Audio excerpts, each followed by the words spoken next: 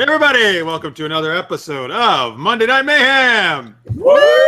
Yeah! Let's get steamy!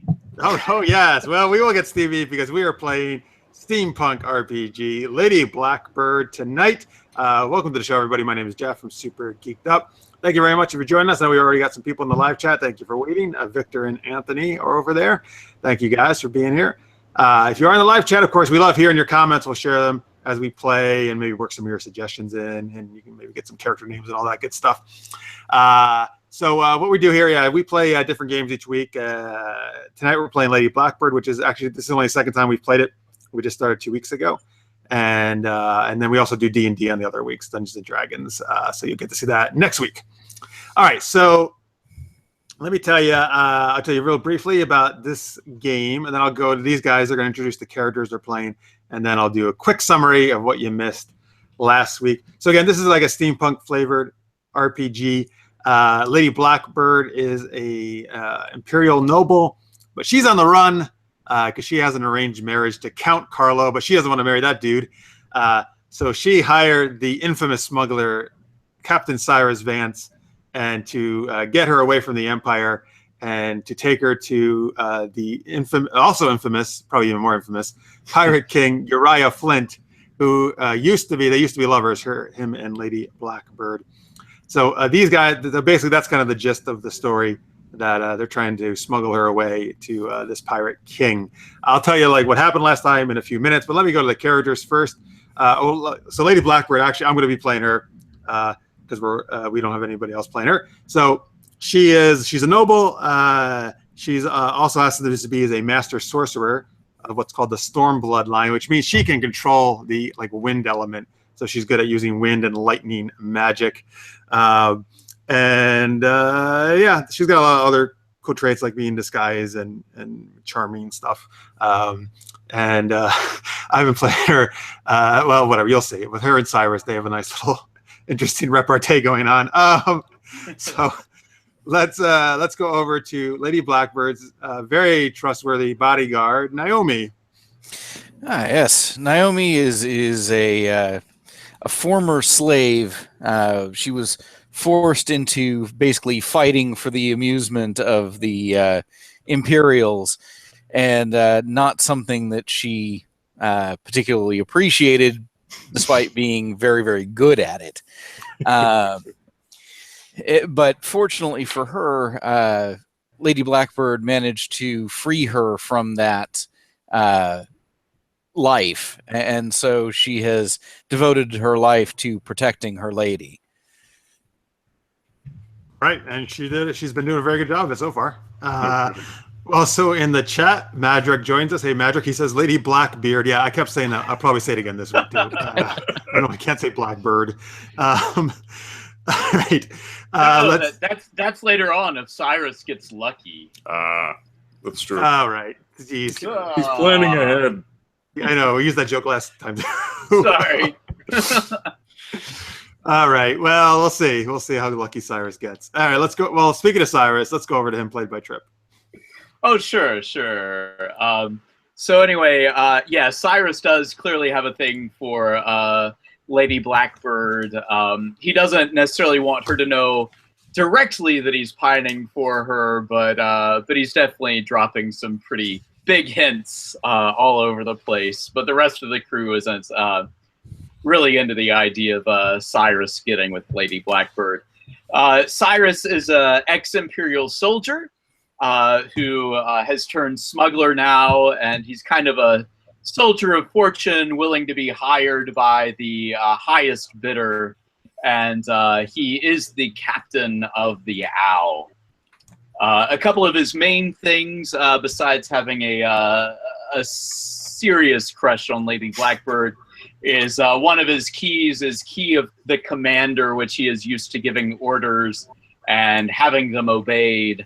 And he is also a bit of an outcast because he turned his back on the Empire, and there could always be situations where either his reputation gets him into trouble or could perhaps open the door if there are any shady elements that he comes across. So that's Cyrus. All right. let's go over to the pilot of the owl, the goblin, Snargle, played by Nate. Thank you very much. Yes, Snargle. I assume that during his childhood he probably grew up very destitute because he quickly learned the tools of the trade in regards to sneaking, stealing, and of course speaking his way out of situations and into better ones. Obviously, this doesn't go without saying, though, he does have a very good heart. I'm fairly certain that were he hungry, he would, much like Aladdin, give his bread to the little children who haven't eaten as opposed to himself. Sort of like, I guess you could say, a Goblin Hood instead of Robin Hood. But that was very bad. I liked it. I like that one, man. Right. A Goblin Hood? You mean Malian's Gate? Oh, yes. That perfectly summarizes that up. But aside from this, he is actually a risky daredevil who loves living vicariously. This is probably shown best when he gets to pilot what he considers his own personal freedom, the Owl, a ship that allows him to soar into the skies and far away from the dull, dim streets he used to live on. Which recently was put to good use escaping from a much larger Imperial vessel. He's also no slouch with a gun, however, and obviously will put someone to rest if the case arrives and requires such an action, but he most certainly does not like to see anybody suffer.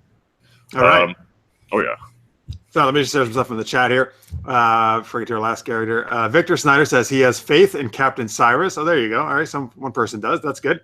Matt Jack calls him Captain Poopy Pants. That's from the first episode we did.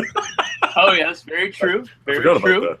I forgot about Victor says Snargle is the brains of this outfit. Wow. You know, I was All right. thinking nothing says compassion like those big fangs that Snargle has. Right. Yes. He's the greatest. All right. So let's go to our last character.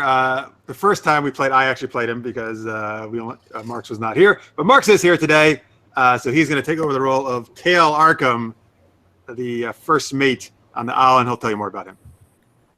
All right, so Kale Arkham, I kind of imagine this character maybe like being an orphan originally and had to learn to live on the streets. That's where he learned his skills as a burglar. And somewhere along the way, he picked up some petty sorcery skills. And until eventually, he's always been good with, fixing things and making gadgets and such. Eventually, found his way to Cyrus, who helped him and became like a brother to him. And he tries really hard to keep the Owl running as it falls apart occasionally. Yes, very good. And as I was playing him last week, apparently he likes to blurt out embarrassing things about Cyrus. I don't know if that'll happen this week, but that's what We'll see. might do that sometimes. I make it pretty easy. All right, there's all the characters. Thank you, Nate, there for zooming in. All right, so folks, let me give you. Well, first off, this is a site called Roll20 we're using, and you're going to see the rolls on the. If you can switch over there, and Nate to the on the right hand side of your screen. Yeah, you're going to see different rolls. This is only uses. We're only going to be rolling d6s here. This is a pretty simple system. You're seeing some of them right there, but you can see how many successes we have.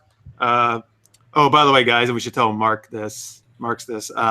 What did we set it to? Greater than 3? We had to set it to.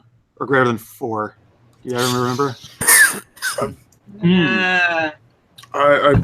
trying to remember. Well, anyway, test it out while I keep talking. All right. So anyway, in this game, folks, when you roll a 4, 5, or 6, it's a success, and a 1, 2, or 3 is a failure. That's kind of the basic rules here.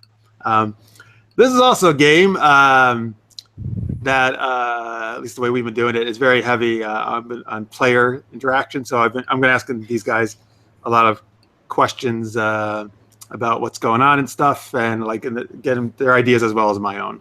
By the way, oh boy, why am I hearing this beeping sound? I think it is greater than 4. Yeah, it's greater than 4 because I just hit one of my.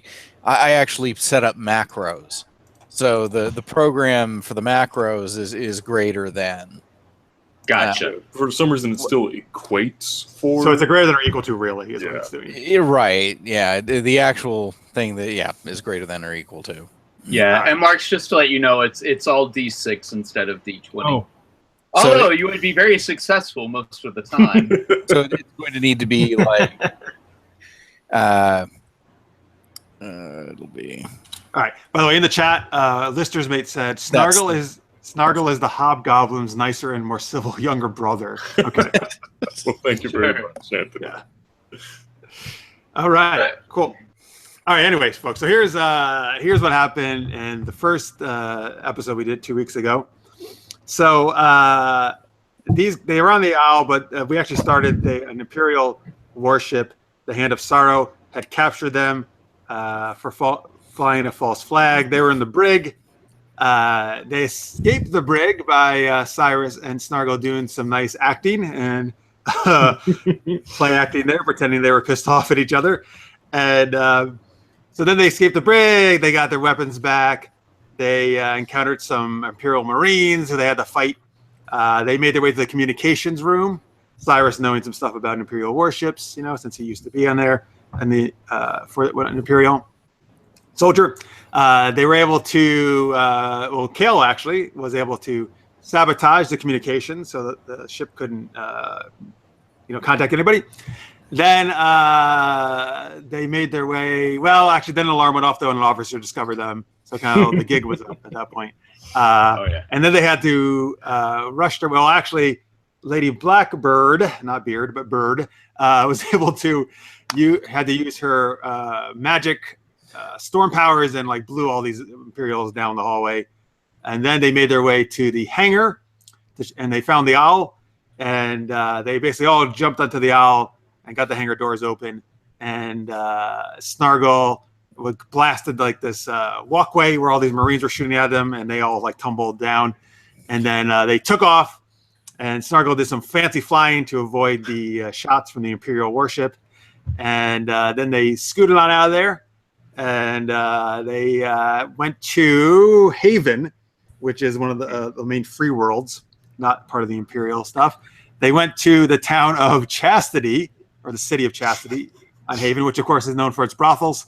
And they went to this lovely. Well, actually, Naomi thought they might have a tail, wasn't sure. So Cyrus led them on this very circuitous route through the city to try to lose it.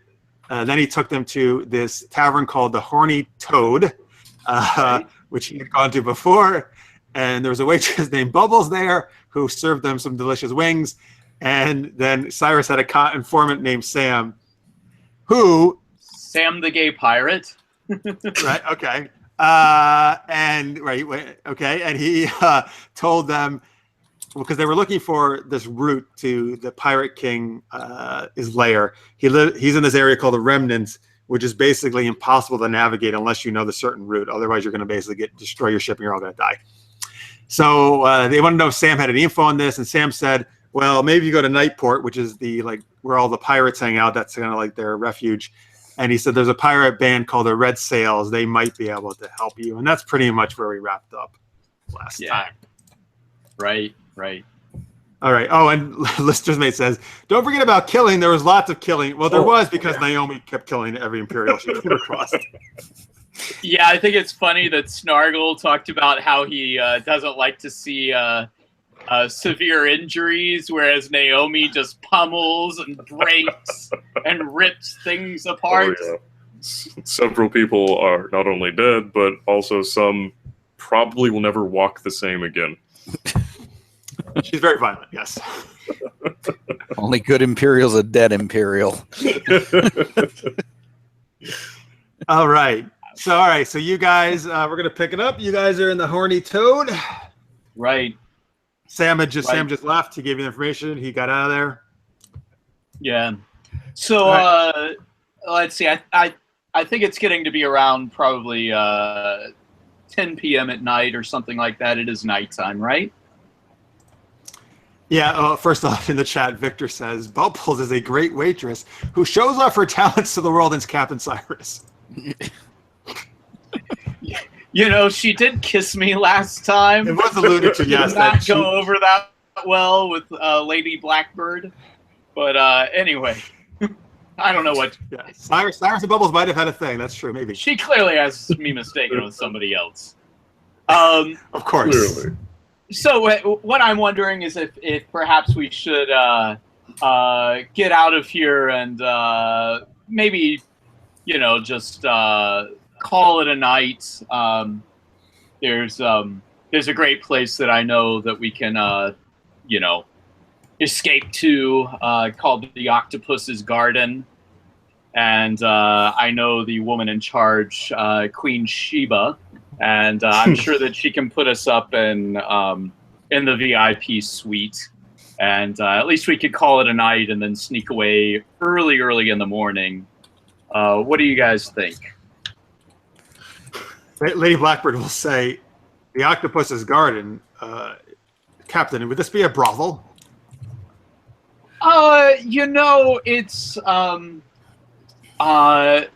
there's an incredible VIP suite there that would definitely be up to your standards, my lady.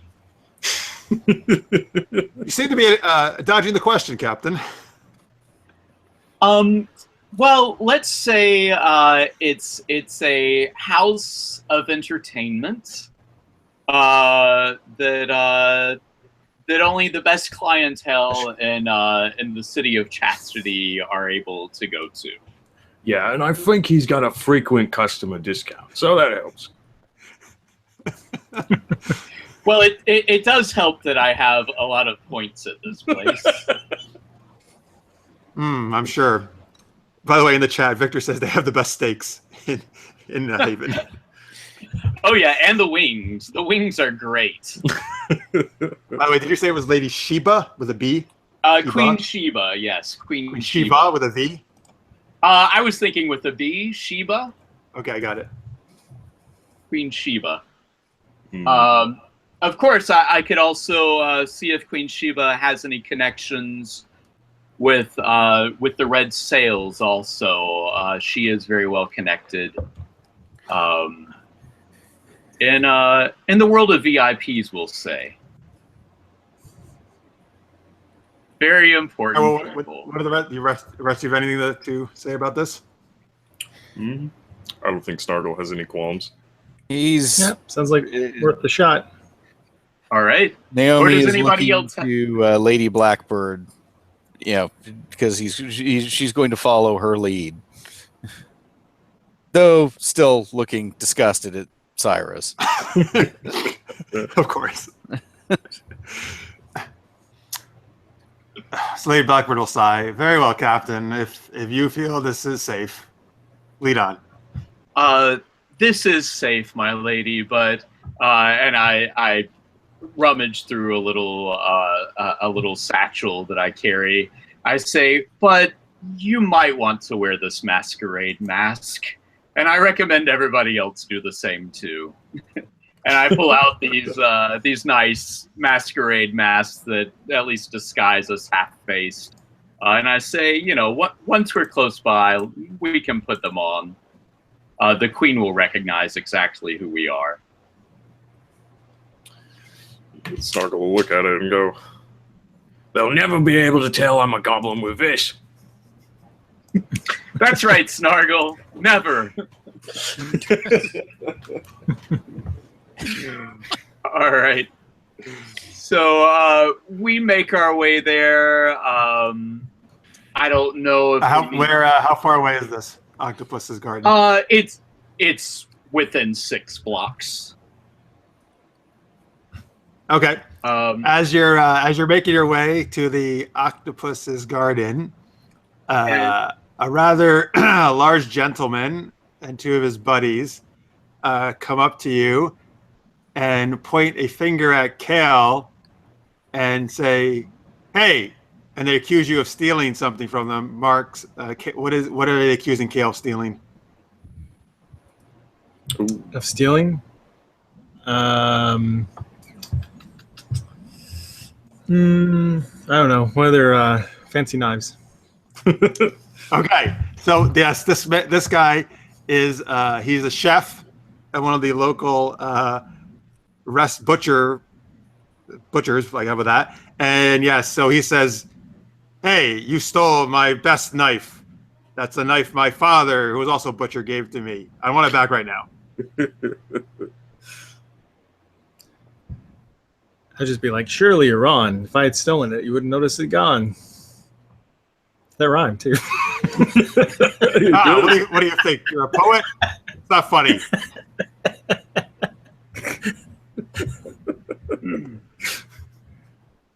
Give me back the knife. What's that? All right, come on. Stop screwing around. I want the knife back now. There's going to be trouble. Did I really steal it? I'm going to ask you that. Did you really steal it? I don't know. Does it look expensive? And shiny? It was a very nice knife. All right, so I'm going to step up and I'm going to say, gentlemen, I think you're mistaken. Survivor with tough, creepy stare and intimidation to try to scare them and make them shut down. So let's see. So that's 1, 2, 3, 4. 4 to intimidate them and 5 to begin, right? Is this something that would be difficult to do? Let's say it's a 3. Oh, let's by the way, say folks, 3. this is how many. If it's a 3 difficulty, they have to have 3 successes or more. That's what that means. Right. If you're watching in the All chat, right, folks. So I'm going to spend 1 more on it to give myself a 6 for rolling. And all right, 1 second. By the way, in the chat, Victor All says, right. Victor says in the chat, I would stab him with a stolen knife. A plausible solution. All right. Right. So, gentlemen, I think you're mistaken. I suggest you leave. Oh. Ah, well, I got Nice. 3 successes. That's the 3. All right, so and you said it in a very intimidating way. Is that what you're trying to do? Yeah, in a very intimidating way to scare them away. All right, so he kind of takes like a half step back from you, and then glances back at Kale. He gives him like another dirty look, and says, "Well, I don't know, maybe, but who else would have taken it then?" Maybe your sous chef. I Maybe don't a have patron. I don't Maybe have a the sous bus chef. boy. Is there somebody walking out? We can point to that person. You can put whatever you want. Random schmo over there. Are you okay? So are you going to try, Kale? Are you going to try to convince him that somebody else is to blame? Oh, I don't know how well that would go because I'm not very good at that. Well, You're not well very you good at shouldn't. You shouldn't deception. only just. I would encourage everyone to not just try what you're good at. Right. Yeah. I think Cyrus is doing a great job. I mean, look, everybody's not. If everyone's successful, that's not a very fun game. Right. That's true. And by the way, when you use your dice pool, if you're not successful, you get your dice pool back. If you're not successful, Yes. oh, Like if you spend some of your points to increase your roll and you blow it anyway, you don't lose the points. You only spend the points if you actually succeed. huh? That's interesting. Useful too. Magic says you should say these are not the knife thieves you were looking for. and make a just make a gesture with your hand. Right. These are not the knife thieves you're looking for. All right. Well, so Marks, I think possibly. Well, by the way, what did you take an extra thing, Marks? Did you decide which one? Oh yeah. Or you pick right now if you like. I think I'm going to take sleight of hand because otherwise I'm not going to be stealing much stuff. Okay. Sounds good. All right. Anyway, I guess you could kind of use maybe tricky, quick, and escape for this one because you're trying. I would kind of almost count. I don't know, like you're trying to escape the blame. Okay. And I can try to point out some So guy. that would be 3 dice. Actually, no, 4. Right, because you automatically get 1. You actually always automatically get 1 dice. So you actually already have 4 dice to use without spending anything right now, just so you know. And then you can spend from your pool if you want. Yeah, and so well, tell me what exactly are you doing, or what are you saying, who you're pointing out? So as soon as I saw, like, as they're talking, I'm assuming I see someone walking out, and I'm going to be like, just like, well, I'm pretty sure I just saw that guy pocketing a knife. Maybe you should check him out. Okay, who's that guy? What does he look like? Oh, he looks like a sketchy individual with some rough clothing. Looks a little rough character. Okay. I'll also say, since Cyrus was already successful, I'll say this is a 3 difficulty. So you have 4 right now. Do you want to ask from your dice pool? Yeah, I'm gonna grab 2 from my dice pool. That's okay. All right, so you're gonna roll 6. By the way, Yeah. do you know if you go to the dice roller, if you set it to greater than 3, right, guys? We said I think so. 4. 4. Yeah, 4. greater than 4 because You it's set the greater target number greater than 4. That'll I think I have it set now. Okay, great. Correctly. Oh, 5 successes. Nice. Look at that. Nice. Very nice. All right.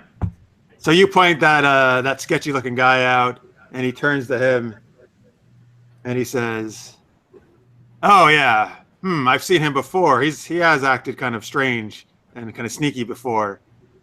And then they run off after that guy. Okay. So I'm gonna look at them and just kind of like show them that I have that knife, like kind of hidden, and go, "You really should get out of here."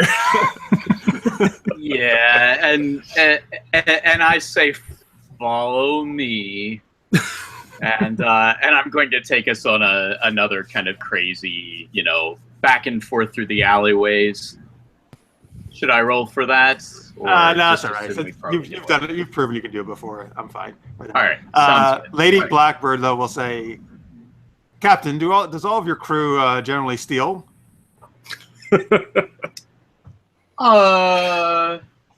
Just when we can. Snargle like high 5, Kale. I stare at them both and I say, follow me. And I just keep going. I don't answer. Does that fulfill my key of greed? Yes, it does. You can an XP point. Okay. But Lady Blackbird will look at Naomi and kind of give her a look that Naomi knows is like, what have we gotten ourselves into with these idiots? and Naomi gives her an even look that clearly states, "This was your choice."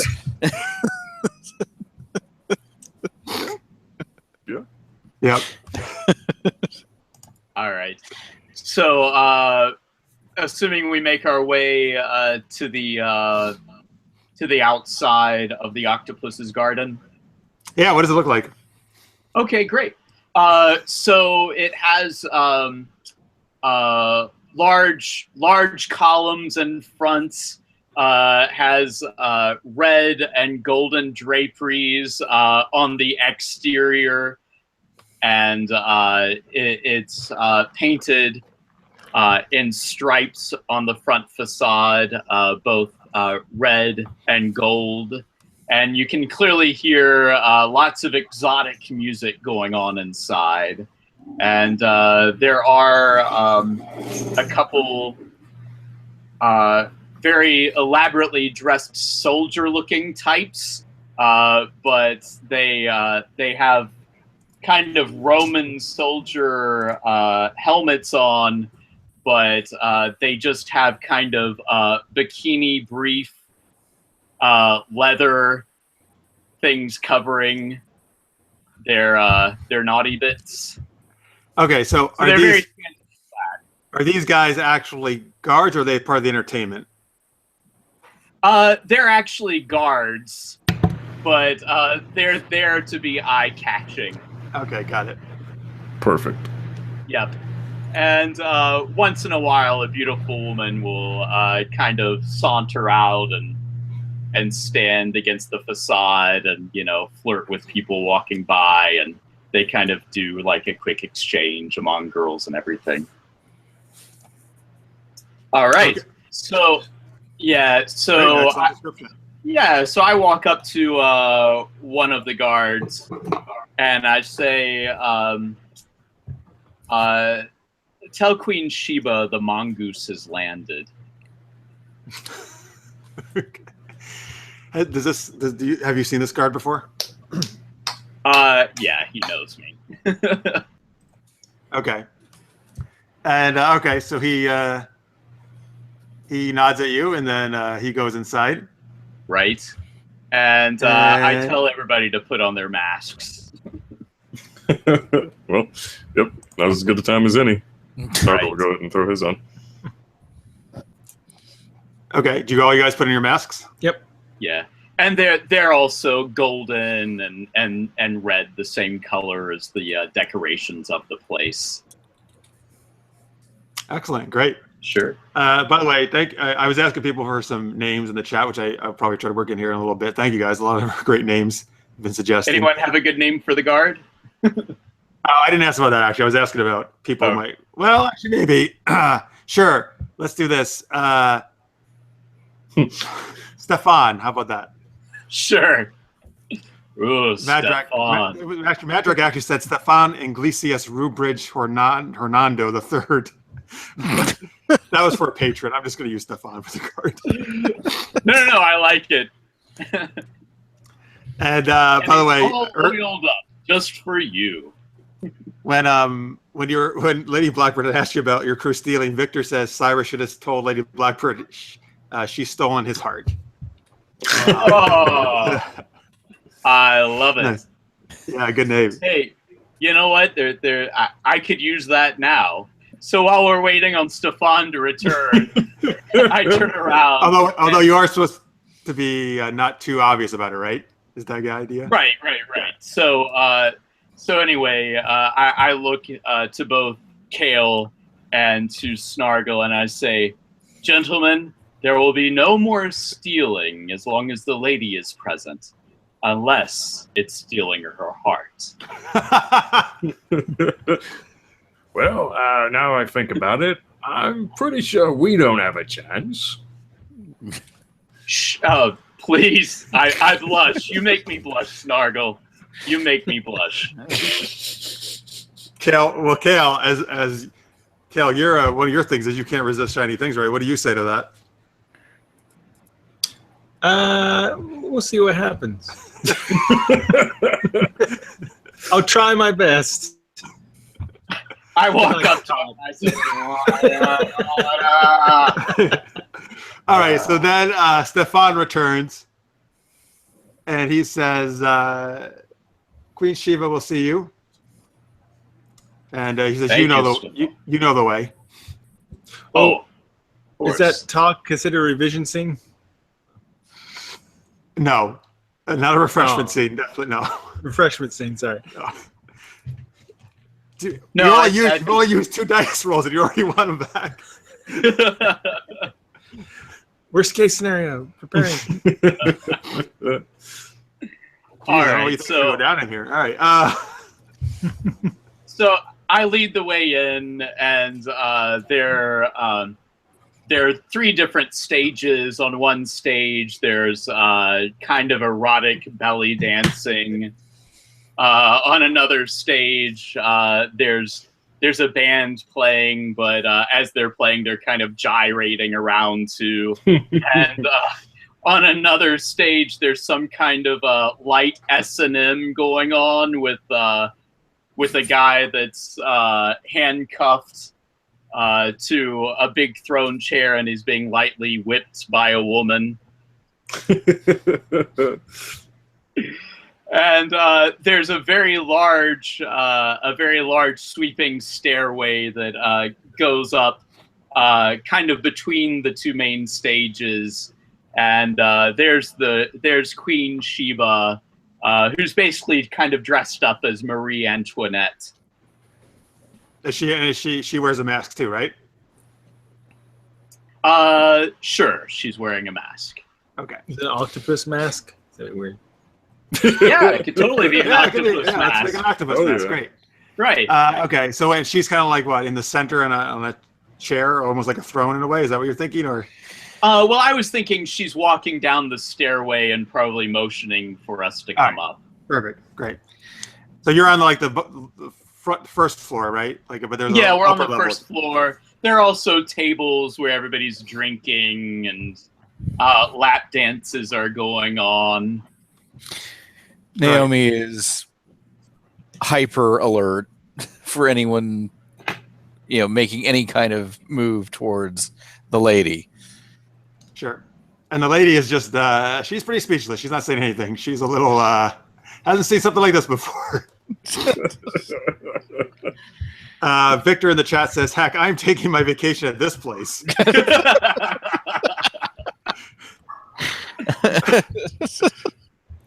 All right. Yeah, great place you created their trip. Sure. And right. I say, my lady, I hope this does not offend, but this is the perfect disguise place for us to be. No one would ever expect you to hide out here. Well, he's finally right about something. That is true. That's quite all right, Captain. In fact, you may have given me some ideas of things I can do with Captain Flint. Ouch. Ooh. All right, this Cyrus doesn't say ouch, right? No. He just kind of grasps at his heart I'm just gonna stifle it. and turns around. And All right, so- I lead the way up to Queen Sheva, and I bow to her and I say, "Queen Sheva, it's a pleasure to see you again." She'll offer you her hand. I kiss her hand, And she'll and say, I also put a sizable pouch of cash in her hand also at the All same right. time. she will say, Cyrus, it's always a pleasure to see you. It's been too long since you've last visited. It's a pleasure to see you too, and if at all possible, we do need your VIP rooms tonight. I am escorting a lovely lady tonight. Oh, well, of course. So does that mean you will not need the services of Princess Chastity and Sparkles last time? No, absolutely. No. No services needed tonight. Thank you. Okay, well, so there is three. Those names were from Madrak in the chat, by the way. Thank you, Madrak. So three very scantily clad women. Who are coming up. She waves them away. Okay, but anyway, I try to do this on the sly, but I put some extra cash in her hands and I say, "But please tell the ladies I appreciate the thought." All right. Are you trying to do that with no one else overhearing? Well, I don't mind so much if Kale and Snargle overhear slightly, but I'm trying to do it a little under my breath. So Lady From does Lady the Blackbird. All right. Well, let's do a Right. roll. You're probably going to use some smuggler type traits, I would guess, for this one, right? Okay, sure. So like smuggler, deception, Sneak, and maybe? hide. Or hide? Yeah, let's go hide. Yeah. Smuggler, deception, hide. So like So that's four. That's What's 4 the- dice right there, right? 4. Yeah. let's would you say this is say- easy or? No, we'll do a 3 since she's pretty close to you. A 3, okay, so that's 4, 5. Is that no? Let's see, 1, 2, 3, You have 4 right now. 4 total. All right, I'll do one more.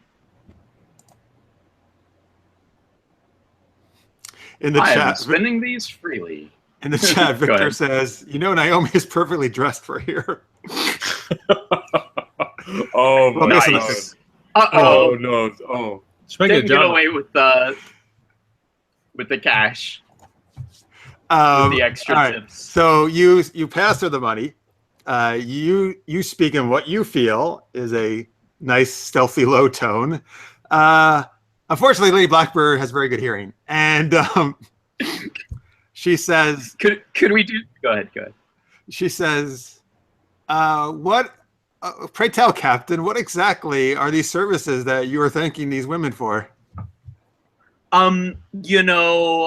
Sometimes they bring a nice dinner or a nice breakfast. Sometimes they, sometimes you just can't reach your back when you're bathing. So, just services.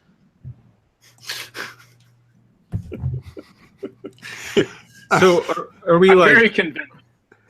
we're gonna go to sleep now, right? Or in a few minutes, right? Is that what their goal is? Just to chill out? Well, I don't know. We'll see. But you have a question? Well, I want to do something, but I don't want to do it too soon. I mean, if you're asking, if you're going to get a refreshment thing fairly soon, yes. The answer is most likely yes. No. I wasn't asked that. Okay, cool. Never mind. Continue. And I'd say sometimes I get a kink right in my shoulder right here, that just has to be worked out. Okay, Blackbird will say, "Oh, Naomi, yes. Can you take care of that for him?" And she'll give you like a little nod, like she actually means you should kind of like cause him a little pain. That's all right. That's all right. I appreciate the thought. Worry not. He definitely has a few kinks, that's for sure.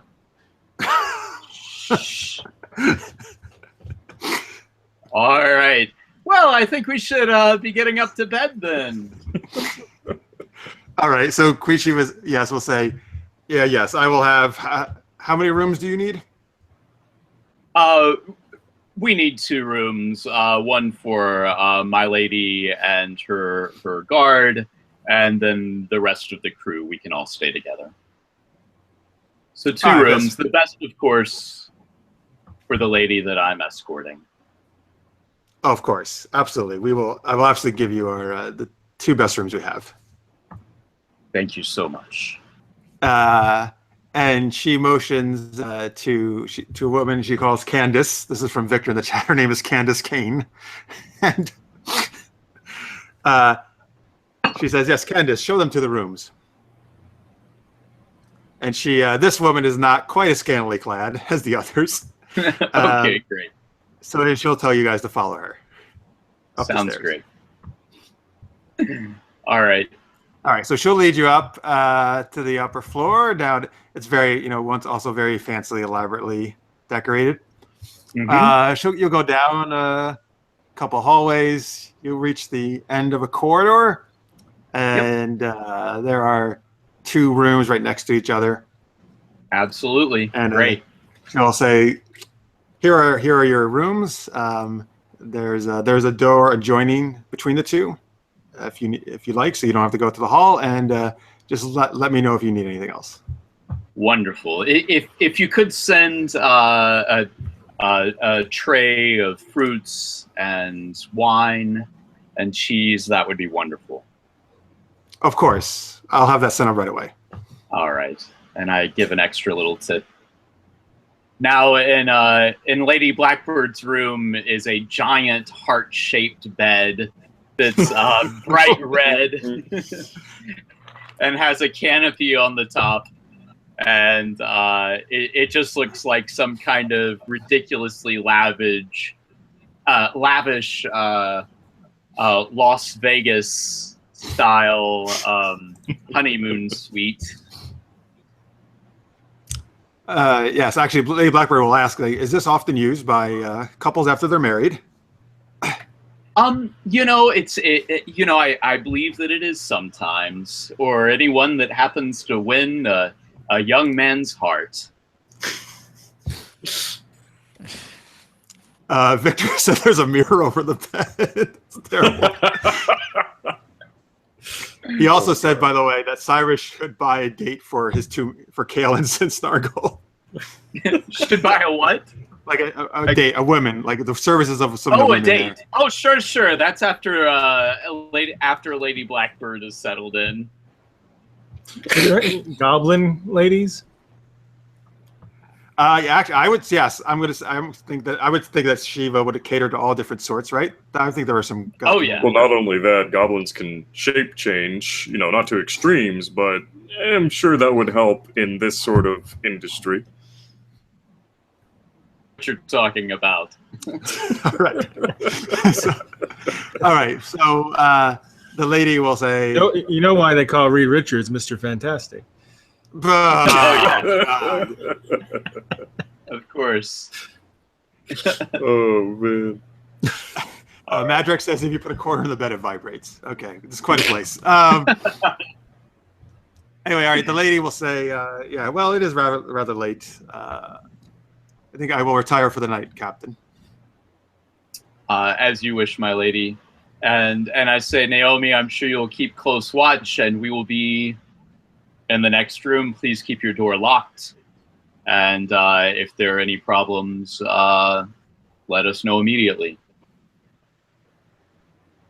I think Naomi may be muted. Yep, sorry, I was. I'm sure we'll be fine. I'm sure you will. So the boys, we retire to our room, and it is also very lavish. I don't know, does anybody want to describe this room? Yeah, hey, actually, how about this? How many beds are in the room? Not enough. No, there's not enough. Was like 2 beds, you think, or just one? Just one. Okay, one king size bed. Yeah, one king size bed. That's fine. What is this room have it like its theme as well? A different theme than the other one? You think? What do you guys think? No, I think it should be a different theme. So Nate or Marks, what do you guys think? I think it might actually be on the lower end of the spectrum, because we obviously don't want to spend too much, even if this is a high-class establishment. It's still a big VIP room, though. Yeah, he did say he wanted a really good room. Okay. But okay, it can be a totally different style. This has the octopus theme in it. How about that? Nice. So there's an octopus like on the headboard. The headboard's the shape of an octopus. Right. There's you can find that throughout. There's basically a sea theme throughout the whole room. How about that? That sounds great. This room is making me seasick. I want some tentacle straps on the bed. Well, actually, I'm not sure. And actually, the bed is a water bed, so it could make you seasick. Oh, nice. I'm also thinking that there might be some like random long tentacles with attachments on the end for certain pleasure purposes, and it's just like leave those in that. Massage the kink out of your back, right, Captain? Oh, the bad memories. The bad memories. You know, in the chat. Oh, sorry. Go ahead. Oh, Captain, with a place like this, and considering your history, did you mean to get us captured? No, I didn't mean to get us captured. No. Noted. All right. In the chat, Matt said in the chat, don't shine a black light in here. You'll never go to sleep. That's the truth. Right. The reflective light of it will just keep it permanently lit. Sure. I have a light spell. I could just tweak it a little bit, make it a black light spell. Right. So I give both Kale and Snargle a stack of coins and say, knock yourselves out, gentlemen, but you need be aware of everything around us. All right. My character's going to strap on his goggles over the mask and go, it's time for the raccoon to get some physical therapy. Your mask a raccoon? What? Your mask is a raccoon? He was Mongoose. That's my name. That's fine. Or raccoon, I don't recommend digging through any garbage around here, but Try to find a shiny bauble downstairs. I'm alluding to Rocket Raccoon, okay? Yeah. Well, that's what I thought when you said that. Okay. I'm going back over to Blackbird and Naomi. Once they knew the fellows were in the room, Lady Blackbird decided to go back downstairs to do some gambling. Okay. Oh, no. So I will, of course, follow, making sure that nobody makes any moves towards her. Now, again, of course, just so you guys know, Lady Blackbird has been in disguise all this time, so nobody is supposed to know who she is. So, you know, except you guys. Right. Of course. All right, so you guys go downstairs. Let's see here. What kind of gambling do you think they could have at this place? Obviously, blackjack. Okay. Poker. Poker, blackjack, craps, maybe dice, some dice games. Snail races.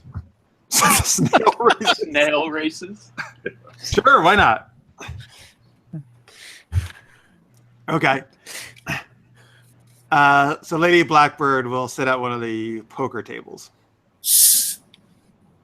Okay. I'll keep watch on the other players. Are you like standing behind her somewhere, or what are you doing? Yeah, I'd be standing, basically at her right shoulder. Okay, got it. Yeah. All right. She's playing some poker. What are you characters doing, you fellas? Oh man, Physical therapy. Okay, so you went to see one of the nice ladies in this place? Sure. One of the three you turned down. Yeah, Okay. So Princess Chastity or Sparkles, which one? Sparkles. Oh, all right. Nice. She's really a Twilight vampire. Oh. What has science done? No, she's not. Okay. So yep, you're in there getting some nice physical therapy. I'll leave it at that with Sparkles. And what's Snargle doing? Well, seeing as how Kale had some physical ailments as well, and obviously hired a masseuse to rub them out for him, he'll go enjoy some of the finer things in life, such as drinking. Okay, yes. There's a very nice, obviously, there's more than one probably bar in this place, but there's in the main first floor area, by the gamer, there's certainly a very elaborately stocked bar. So, let's see. He'll obviously prop himself up at the top of the bar and ask, "What's the cheapest, strongest drink you got?" Well, the bartender will say, "Well, nothing's cheap here." I figured as much. The strongest is okay. I don't know. I need a name for a drink. Actually, I'll use this. I'm going to use this. What we used in our Fate game we did. The strongest drink is the Banshee's Breath. Ooh, nice. That sounds fun and tantalizing. He'll mull it over a few minutes and go, I'll take it. All right, he pours you a glass of it, slides it over. It's steaming a little bit. Yes. Are you with Captain Vance? Captain who? He's just playing with him. Captain Cyrus Vance. I thought I saw you walk in with him. You mean the bloke that's always fawning over the Blackbird? Who? Blackbird? No. Who's Blackbird? I've never heard that name before. Exactly. See, I don't even know who you're talking about. He eyes you like, okay, this is a very strange goblin. Anyway, he says, well, if you're with Captain Vance, he has a running tab here. I'll just put it on that. Okay. Wow. Thinking of the situation, these were the coins that were just giving to him, so... he's willing to part with more. Let's see. Okay. Actually, do you take a drink of it? well, before he's going to make a big stand on the bar stool, obviously, and then bow to the bartender before standing on one foot and downing the whole thing in one go. Okay. Wow. So you're on standing on top of the bar stool, you said? Yes. Okay. So your insides feels like it's an inferno. And that you honestly, you need to drink something else immediately. And you also fall off the bar stool. You're too Okay, so he scrambles back up to the bar and says, "Water." He puts so he puts like a pitcher of water on the bar. He was like, actually, I'm ready for this. He had it. Okay, he starts just chugging the whole thing. A couple other patrons decide to leave the bar right now because they think you're very odd.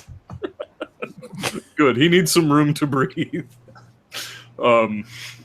Is start gasping and coughing up a little. While you're doing that, what is Cyrus doing?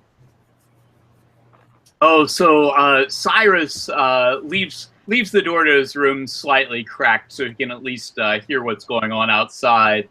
But he sits down on the waterbed and is very kind of in his own world introverted. He takes out a sketchbook and begins to, with pen and ink, do a sketch of Lady Blackbird. And he begins writing or trying to write a poem, which he's not very good at doing. But anyway, this is what he has started writing. Can you recite it? Golden-hearted princess, divine angel from the free worlds of my soul, behold. And he's like trying to think of something else to write. But I'm wondering if I could hit my key with an experience point of being enthralled by her, but absolutely not wanting anybody else to know. Yeah, All absolutely. Right. By the way, Victor said Cyrus should have been peeking in the keyhole to Lady Blackbird's room. And Magic says creepy. Okay. By the way, was the sketch of her naked or clothed? Clothed. Okay. Clothed. Respectful. Very nice. But, wow, look how romantic Cyrus is. Right. But also, let's say, being very generous in the bust area. Right. Okay.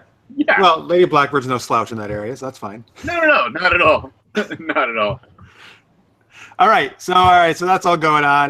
Back to the gambling area. Lady Blackbird's doing pretty well, actually. She's winning. She's doing better than all the other. Actually, there's all just all the other people at the table, who are mostly men. One of these individuals has just lost almost all his money. He's also quite inebriated. And he slams his fist down on the table and gets up and points at Lady Blackbird and says, "You're cheating.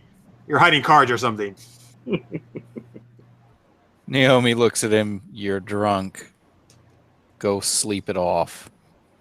And he says, "Shut up, wench. Who the hell are you to tell me what to do?" She looks to Lady Blackbird for permission. She'll give you. So I'm gonna. If this makes sense to you, Steve, I think that Blackbird and Naomi can pass some just looks to each other, and they'll be able to know what she means. I mean, I'm gonna say she's probably been like in her service long enough to know, like, pick up on nonverbal stuff. Lady Blackbird will give you a look to say, "Don't kill him, but yes, you can get him out of here, basically, and have him stop bothering me." She nods. Can He's not an Imperial. Right, he is not. So you don't have to kill him. Is there subtitles on these nods? Yes. For all those viewers, yes, you can. I don't know. Pretend there's subtitles. So is he standing up or is he still seated? No, he already's got to his feet, Okay. and he's kind of staggering over towards you guys.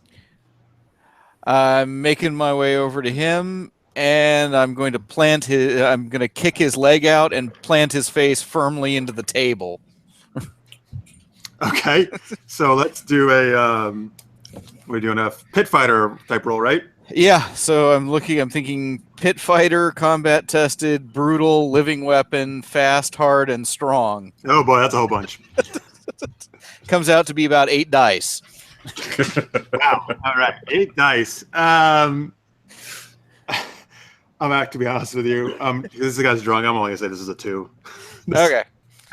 Oh my god, if you somehow manage to fail it. Oh, no. Okay. No. All right. So, yeah, he's coming over all confident, and you savagely twist his arm behind his back, take his head, smash it into the table. You actually do it so hard, you make an indent in the table. And then he snaps back off of it and collapses to the ground. There's a whole bunch of like poker chips that fall over him from the impact. And he is out cold. And then the Romanesque guards come running in and say, "Hey, what's going on here?" And she says he fell over and walks over back next to Lady Blackbird. They give you they look at you kind of suspiciously. She's not making any effort to hide. But Queen Sheva happens to be walking by, and she waves her hand at the guards, and they nod, and they just grab the dude and freaking haul him out towards the door. All right, it seems like Cyrus is composing more poetry while this is going on. By the way, in the chat, Madrick says in the chat, facial reconstruction isn't killing. Exactly. And Victor has said, no, we can just nearly kill him. Okay, good. Dalek Beaver just joined us in the chat. He says, hi, hey, hello, Dalek. Thank you for joining us. Thanks, man. So you want to read some more of the poetry? Sure. And this is an ode to my lady continued. Whispering sweet winds blowing through raven hair. Alas, my heart pounds faster as her sapphire spheres dreamingly caress my rough edges. By the way, are you composing this on the spot? Yeah. Oh, very good. Very impressive. Figuring out. Just trying to think of sappy things to say. Snargle becomes very ill. He's sure it's the alcohol, but it feels like something else. I figure I can continue until people start killing each other downstairs. By the way, Naomi gets a key of Guardian. Oh, okay. Nice. Let's see. Snargle, I don't think you have a drunk key. Well, but maybe you should. There's the one for doing something risky and reckless. Daredevil. Oh yeah, that is very Daredevil-y to put down that whole thing in one gulp. He regretted it, but hey.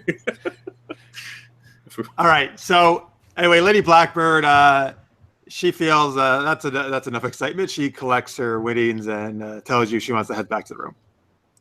To Naomi, she says that. She nods, and we'll escort her back. Snargle, are you guys headed back as well? You and Kale? I don't know, Kale. I don't know if you're how long you're in the physical therapy. Let's say your physical therapy is done. Yeah. Okay. You feeling all nice and relaxed now? Yep, I'm refreshed now. Okay. All right, you guys heading back to the room? Yeah. He's going to try and sleep off what's left. Okay, by the way, so Snargle, so Kale comes into the room. Snargle actually and Kale have met up in the hallway, let's say, on the way back. Snargle enters the room first. You're still kind of hungover, you're still drunk, right? Because that thing was really powerful. Yeah. By the way, is Cyrus on the bed, on the couch, on the chair, at a table? Where is he at? Right So I'm on the bed, and when I hear them coming into the room, I quickly hide my my sketchbook. Okay, so as you hide the sketchbook just in time as they enter, but Okay. so let's say you had some other paper you were doing the poems on, and you didn't have time to hide those yet. And Snargle proceeds to stagger over and vomit all over them. Yes. All right. So what do either of you say after that happens? all right. Snargle, you just take things too far. Can't you hold your drink? Well, I held it in my hand and then it was gone. Jeez. Are any of you wondering what you threw up on? What those were? Well, it's covered in vomit, so maybe. Yeah. To make out what it says? No. I grab them up and rip them up and throw them away and call down for a basin, something to wash up. And I also say, Snargle, you're sleeping on the floor tonight.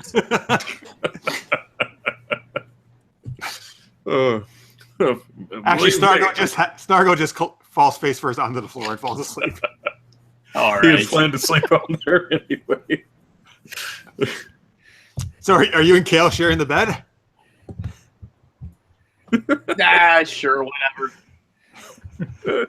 All right. I don't care. That was your first We've name. slept in worse places. All right. Anyway, so everybody goes to sleep. You wake up the next morning. Let's say that was a refreshment, by the way. You can get your XP back. Everybody get, not the XP, their dice roll to max to 7. Okay, great. Sweet. Did y'all read the last part of my poem before it got thrown No, up but on? please recite it to the audience. Oh, and us. okay. So the last thing I wrote was, my life, dare I say, my wife? Oh, do I dare, she's without compare. Alas, alas, alas.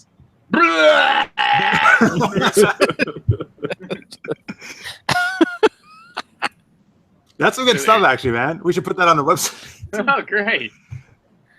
Poems Odes to Lady Blackbird by Cyrus Vance. Of course. My pining heart. I don't know if I deserve another XP so soon for that. I think that was one activity. I'll give it to you as Up one to you. activity. Yeah, it is very good, though. Okay. Thank you very much. At least they weren't written by, what was his name? Oh, Falco? shit. That guy from Dungeons and Dragons. Ugh. Who was it? Another Steve? game. The poet in D&D, the alchemist? I thought it was Falco. I could be Falco, wrong. yes, you're right. It was Falco. Yes. Right. All right, so you all, it's morning. You kind of, I'm just going to say, right, you all kind of, whatever, you use the bath or whatever to kind of, get ready, refresh yourselves. Freshen up. Yeah. Right. So I do wake up extra early to treat myself to a nice bath, and I do have one of the ladies come in and get the sweet spots. All right. Okay, sure. Let's say Princess was the one who did that. All right. Sounds good. And all right, so that happens. And then So that happens. All right. So I do request an audience with Queen Sheba when she wakes up that morning. I was Well, wondering where you're actually- going with that. And then I requested an audience. actually, there was after Princess left, Candace knocked on your door and told you, all of you, that Queen Sheva actually wants to see you. Oh, fantastic. All right. Well, I was hoping to catch up, so thank you, Candace. And thank you, Princess. Thank you, Princess. Yeah, she'll say, well, whatever. She'll like brush your cheek as she goes by and says, yes, I can't wait for your next visit. Right, anyway. All right. Wow, you're really good at that, Jeff. And, have you worked in this profession? I'm sorry. Yes, that actually was my old profession. I don't talk about it too much. We don't talk about those years. I don't. Dark times. Now, as you guys come out to the hall, and as Princess and Candace are leaving, you see one of the Roman guard dudes putting on his clothes and leaving Lady Blackbird's room. Oh. Oh. Does Naomi look mortified? I don't know. Does she? Yeah, I have no idea when this occurred. So, I mean, obviously, I had to have been present. Well, let's say Naomi was outside the door, guarding the door at the time. Okay. Oh. All right. So anyway, you guys are all out. So I say, well played, Stefan. Well played. He has a big smile on his face, and he leaves. Okay. So I'd be like, and looks like that princess got some physical therapy too. Oh, so Kale is obviously king of the puns here. What a surprise! Played by Marks. All right. So you guys make your way to Queen Sheva's suite, office/suite, I'll say. Great. Sounds good. All right. So, Victor, by the way, says, I'm going to use that on my next date. Victor, tell us which one. I don't know. There was so much stuff that people were just saying. Which line do you want to use on your next date? All right. So she's, let's say, sitting behind a large oak desk. Again, the room is very, fancy, elaborately decorated.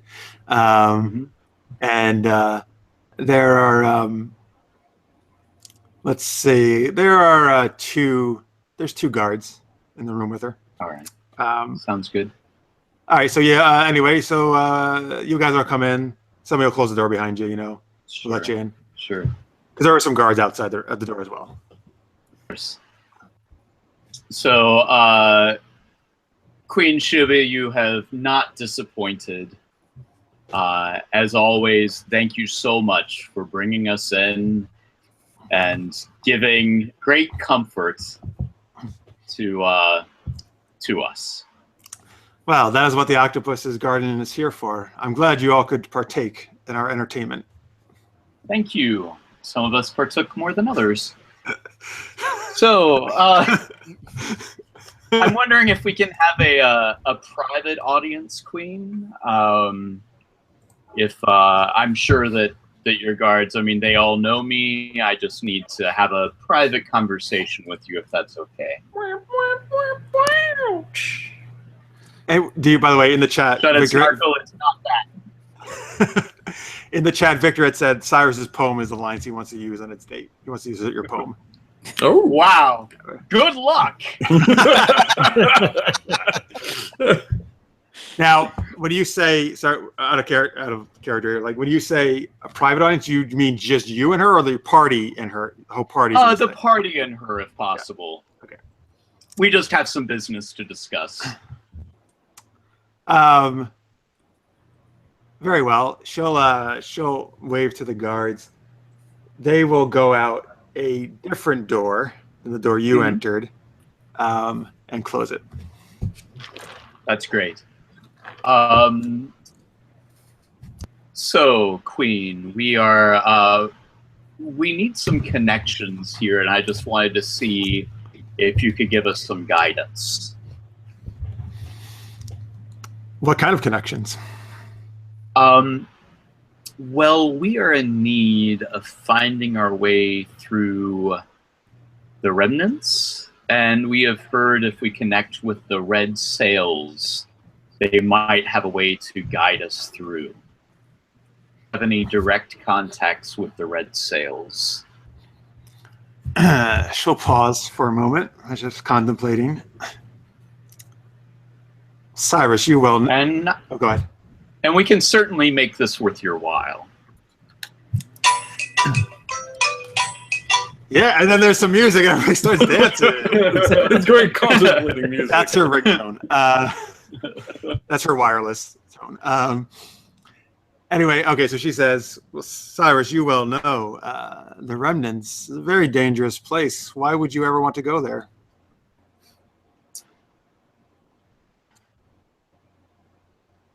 My lady has business there, but that's all that I'm at liberty to say.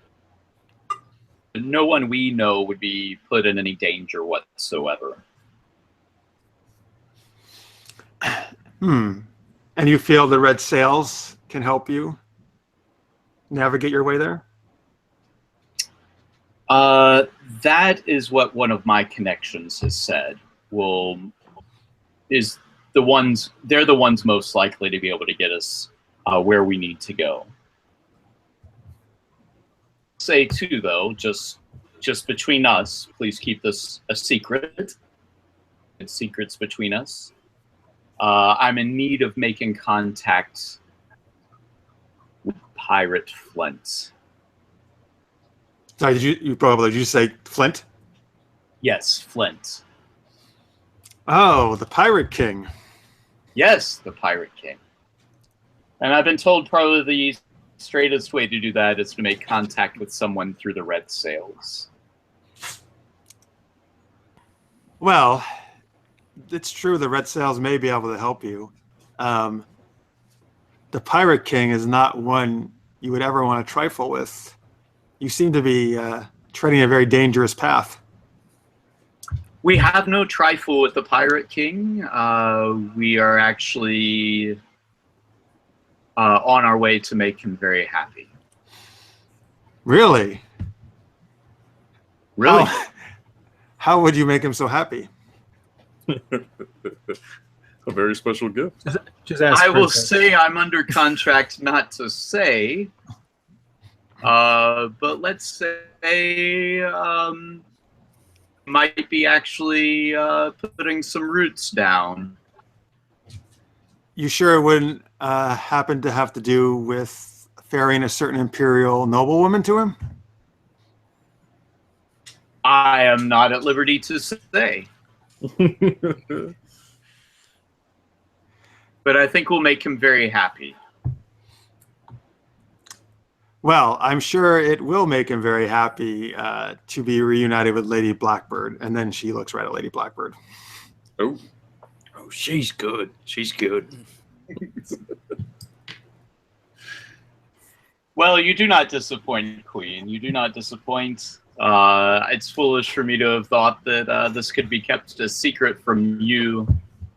Well, especially when keep your many secrets. your goblin pilot there has a little bit of loose lips. and that was before the drinking started. He'll matter-of-factly state that. Like, it's some proud accomplishment. All right, Snargle, you can't be left to yourself anymore. Clearly. Oh, come on. You know you want to say it. You want to look at him and say, you've lost your winging it privileges. That's right. You've lost your winging it privileges. In the chat, by the way, Lister's mate, Anthony has watched this from a lot of different locations, Walmart, but now he's in a grocery store watching us, so thanks, Anthony, on his tab. Awesome. Thanks. Tell us what's on special. You like clean up Snargle vomit in aisle 9.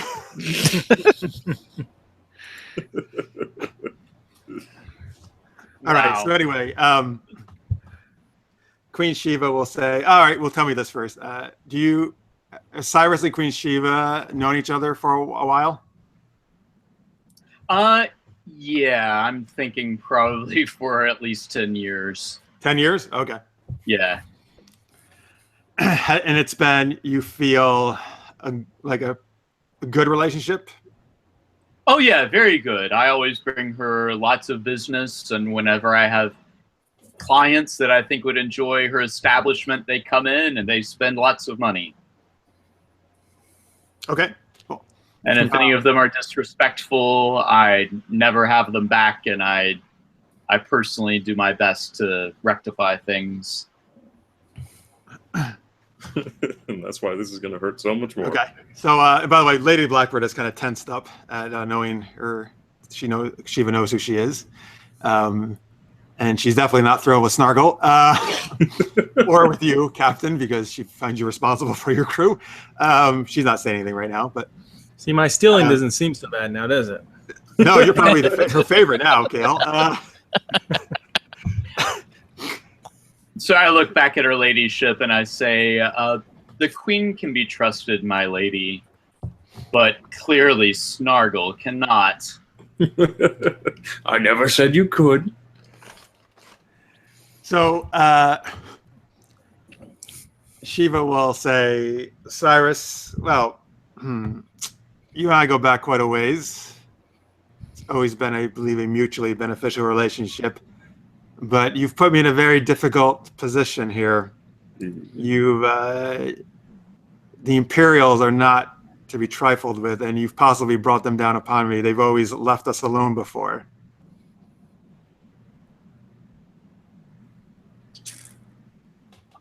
Well, I don't think the Imperials know that we're here right now.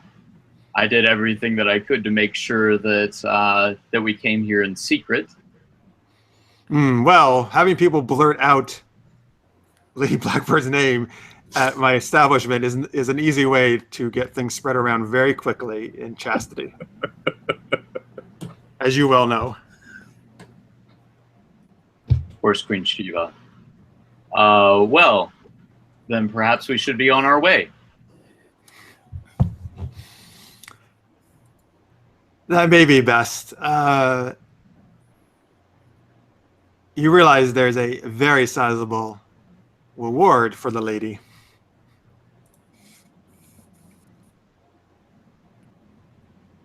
Okay. I imagine there may be. So, is there a reason? Convince me why. Is there a reason you can convince me to just forget about all this? Of course there is. Money always speaks.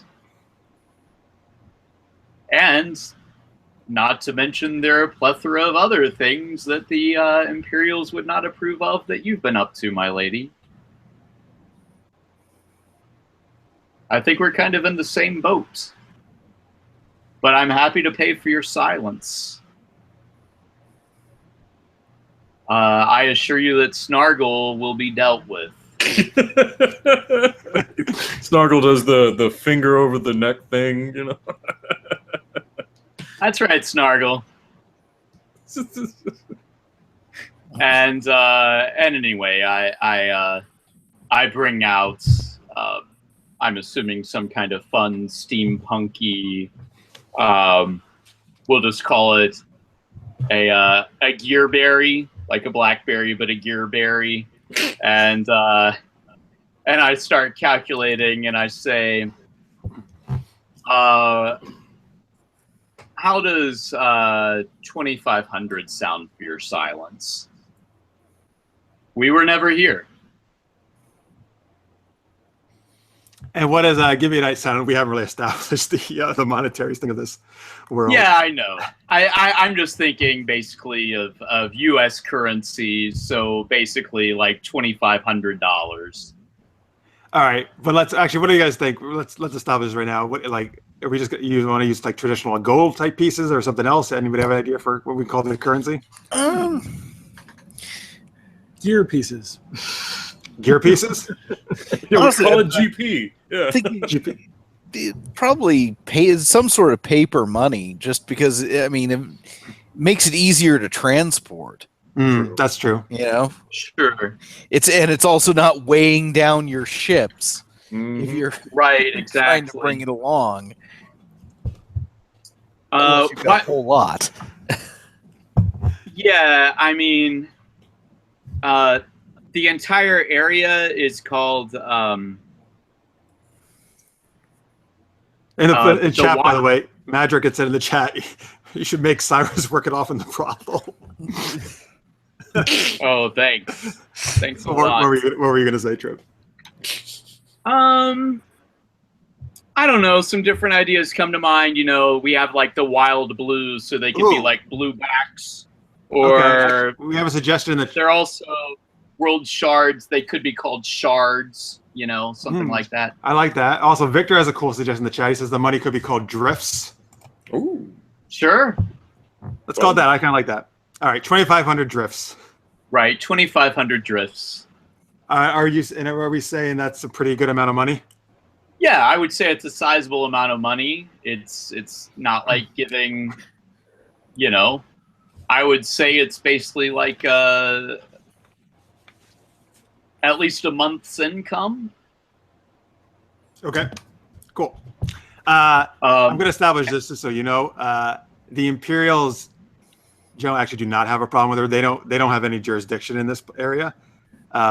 But they will. Right. They are absolutely going after Lady Blackbird because she's fled then, and they're right. I'm going to say you're in a much worse position than actually Sheva is right here, just so you know.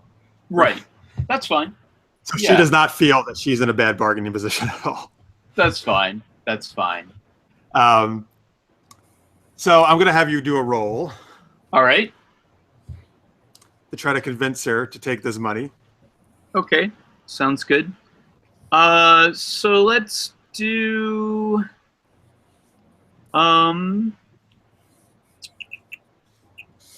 let's see here. What could you do? Trying to think of what would be good. I mean, there's smuggler with haggle. Yep. Haggle would apply. Yep. I mean, I don't feel like deception, sneak, hide, camouflage, forgery really apply. Let's see here. All right, so smuggler and haggle, that's 3 dice. You got. Yep. That might be it. That makes the most sense. I'll have you do this. I'll also do this. I'll have a Lady Blackbird will speak up, actually, as you guys have been talking, you and Sheva, and say, Lady Sheva, I apologize for this inconvenience. That was not our intent at all. If I merely am trying to reunite with the man I love and do not want to be forced into a marriage with one I do not, hopefully you can understand that. So I'm going to have actually Lady Blackbird also roll to kind of try to help you out here. That'd be great. So let me see what Lady Blackbird could roll here. Ooh, she has charm, charisma, presence. Okay. Yep. 1, 2, 3, 4. All right, so she'll have 4 dice. Okay. Of course, we can do some dice pool as well. Right. So I'm going to say this is a 4 difficulty. 4 difficulty. Okay. Let's see. So I'm not adding hers to mine, right? We're both. Yeah, it's going to be separate. Mine. Okay. So I have 3, and then you're saying it's going to be a 4? Yeah. Okay. Let's see. So I was back up to 7. So I'll go ahead. How'd she do? She did well. She did well? Yeah. Oh, okay. But I still want you to. I should have Of course. you roll first, but I still want you to do a roll. No problem. Can Snargle? Well, since I was considering spending stuff, then I'll definitely spend 1. So that brings me up. Would Snargle be able to assist Cyrus in getting his point across by adding? Yeah, nothing like this will ever happen again.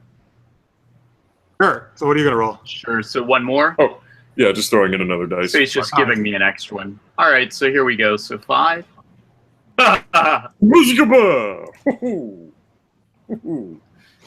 All right. Damn. So I guess she's not Whoa, wow. impressed All with right, the that was- money. All right. So yes. So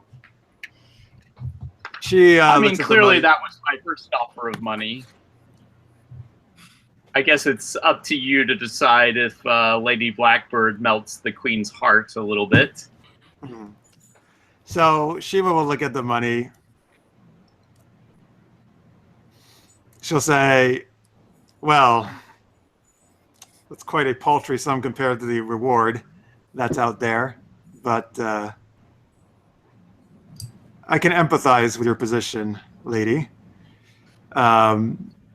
So Cyrus, if you're willing to throw in a little bit more, you may go on your way, and I will pretend this never happened." All right, so I raise it up to 3,000. She'll accept that. Okay, great. Sounds good.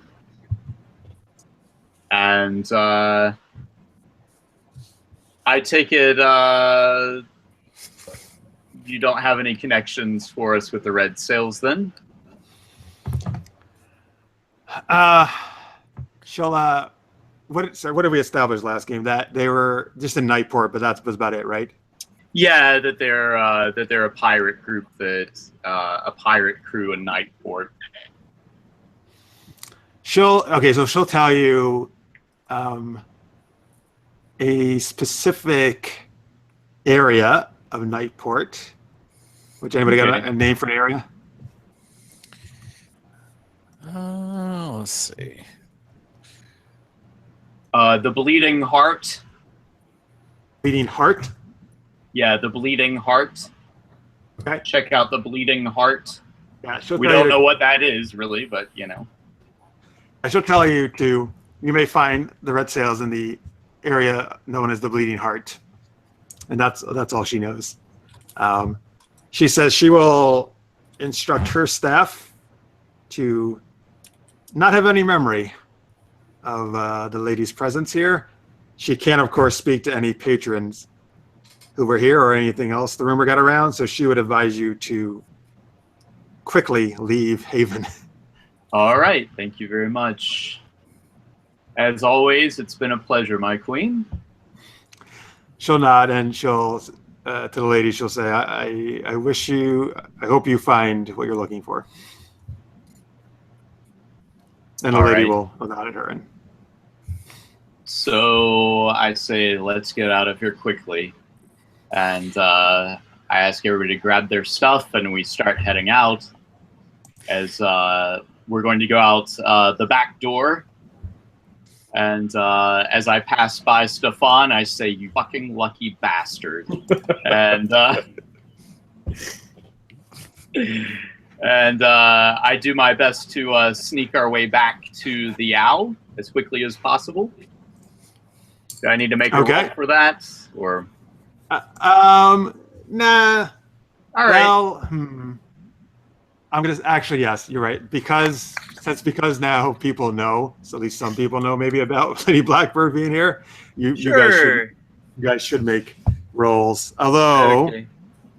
let's see here. Who wants to make a roll though? It doesn't necessarily have to be Cyrus, since other people. Kale or Snargle, do you want to make a roll? Let's see. In regards to being like stealthy, sneakily, that kind of stuff. I do have Sly for crafty, sneaky. Mm-hmm. But Well, I have the ex-slave, sneak, hide. Probably that's about it for the sneaking and hiding. You know, Okay. under smuggler though, I basically have a 5 bonus, so I'm kind of thinking I should be the one that rolls, if that's okay. Oh yeah, sure if you want to. You're smuggling people. Yeah, You're hiding us.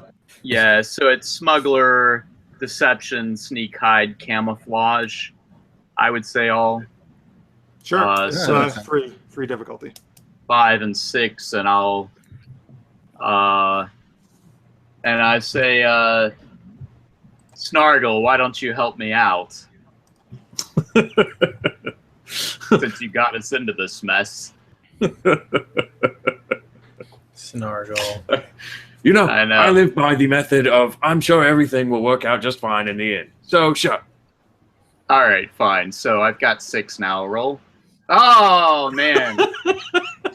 Wow. Terrible.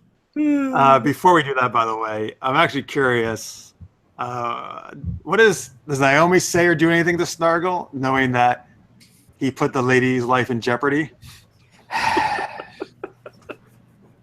Later. I mean, she's certainly not happy with him, but there are more pressing matters right now. Might be time for a goblin toss later. Right. By the ears, preferably. There may be a goblin hitting the hull later. Oops. All right. Before we do that, actually, let's. I just need a quick bathroom break. Maybe if we need a break here. Okay, yeah, let's all take a bathroom break then. All right, so folks, we'll be back in just like a minute or two, and then we will continue, and we'll see what happens here as they try to stealthily get back to the Disaster! All right, we'll be right back, folks. All's well that ends well.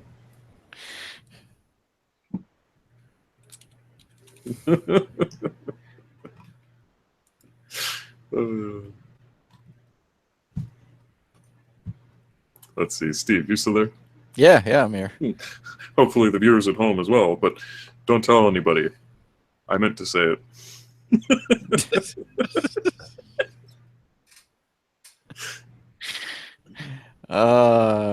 You just had to, didn't you? Yep. Oh, man. It's the adrenaline junkie. You need to try your hand at doing Apocalypse World. Oh, man. I was trying to think of a good time for us to set up a game to play with Jeff, because he hasn't had his time to basically interact with it, has he? No, not yet. Okay, well, this week I actually will have my Thursday and Friday free as opposed to not. So, okay. Not sure if we could do something with that. Possibly. I'm still not sure if I have my tabletop game this Saturday, maybe. People are debating back and forth. Okay. This is just like logistical issues, or it's just whether people can all make it. Yeah. right.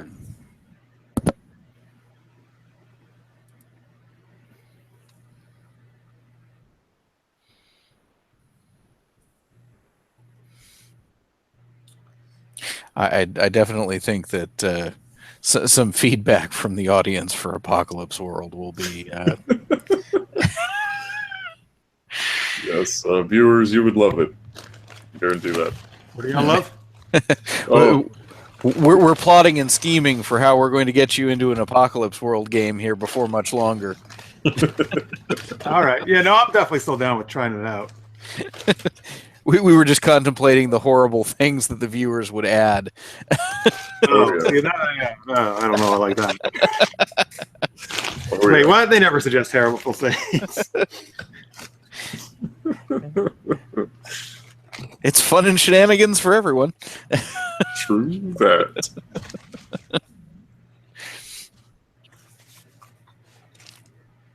As we're sneaking along, I say, Snargle, guess who's going to be getting shit stains out of my pants? It's Well- you. I mean, it's only fair. You did clean up my vomit last night. That's true. That's very nice. Yeah. Yeah. Yeah. Oh, Victor says Snargle will be our secret. What's your secret? Oh. Oh, trail. If the chat wishes to divulge certain information, feel free. But yes, it's a secret. I doubt it. They'll probably just want to drive everyone crazy with it. Well, no. Hey, come on now. I want to know.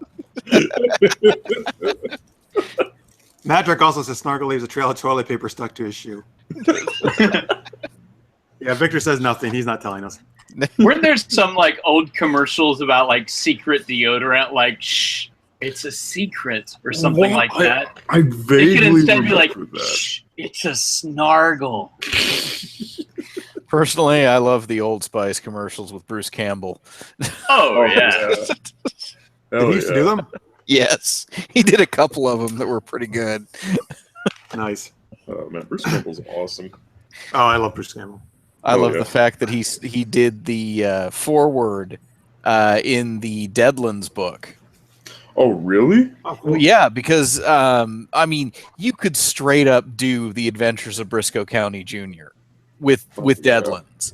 I mean, there's actually an advantage you can take for a character where you essentially could have Comet, a basically an overly intelligent animal companion. That's awesome. And Shannon actually managed to get my copy of Deadlands signed by Bruce Campbell. Oh, Oh, that's nice. awesome. Oh, that is so cool. That is really Very cool. cool. I assume at a cool convention or something. Was At he Comic Con. Oh, sweet. Wow. Oh, great. Oh, yeah. Yeah, this All right. was a while ago, but yeah. That's great. Oh, yeah. All right, everybody ready? I believe so. All right, folks, we're Oh, going to continue here. sure. Yeah.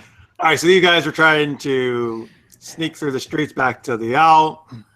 Yep, and out of 6 dice, I got just 2 successes. All right, so you're making your way along through the streets. You're going through an outdoor market. You're doing pretty fine, except unfortunately, Cyrus, you were too distracted by staring at Lady Blackbird's beauty that you knocked into a food cart, and all the apples and oranges and fruit go tumbling out onto the ground. And that makes a big commotion. The guy who runs it starts yelling at you. Everybody starts looking around. And then someone shouts out, or someone shouts out about something. Hey, it's Lady Blackbird. And then there's a rather large mob of people start moving towards you, about ruffians. All right. Ooh. And I move to defend. Well, and to give you guys the key, it's a lot of people. You may not want to. You want to get the.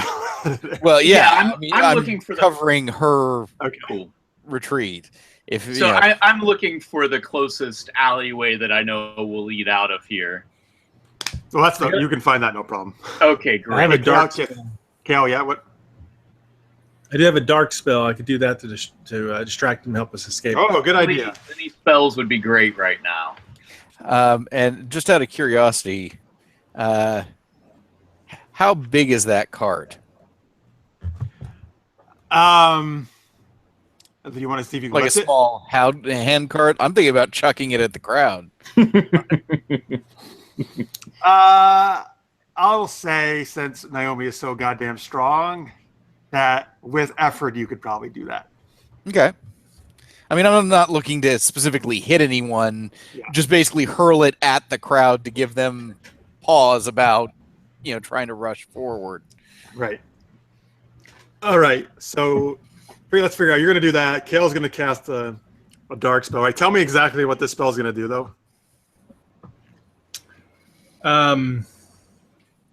It's going to, like, between us and them, and encompassing a little bit of them too. It'll just create this whole area of darkness. It's pure dark. Okay. Awesome. In the chat, by the way, Madrick says, "When life gives you an apple cart, throw it back." Nice. So Absolutely. what we need is what's an arrow. I just throw down a smoke pellet and we just suddenly disappear. Yeah. It's like teleportation. Now I'm hearing Cave Johnson. Right? Make him take it back. All right. So for both of you, I'm going to say it's a difficulty of 3. Okay. So, Marks, you get petty magic and dark spell. So And I have another 3. dice, that's 3. 3 without spending for the dice pool yet, yeah. So this is kind of important. So And Naomi, what are you getting? Well, that's the thing. I'm not sure. Just for the fact of, like I said, It's not like it's an aimed strike, really. I'm not. Yeah. I mean, I could say maybe pit fighter, strong, don't know, brutal. I don't think it's really Not brutal. real brutal. I mean, you could also possibly, I would say you could use bodyguard, defend, restrain maybe, or bodyguard, defend definitely. Delay? How about that? Bodyguard, defend, delay. Let's do that. Oh, yeah, bodyguard, defend, delay.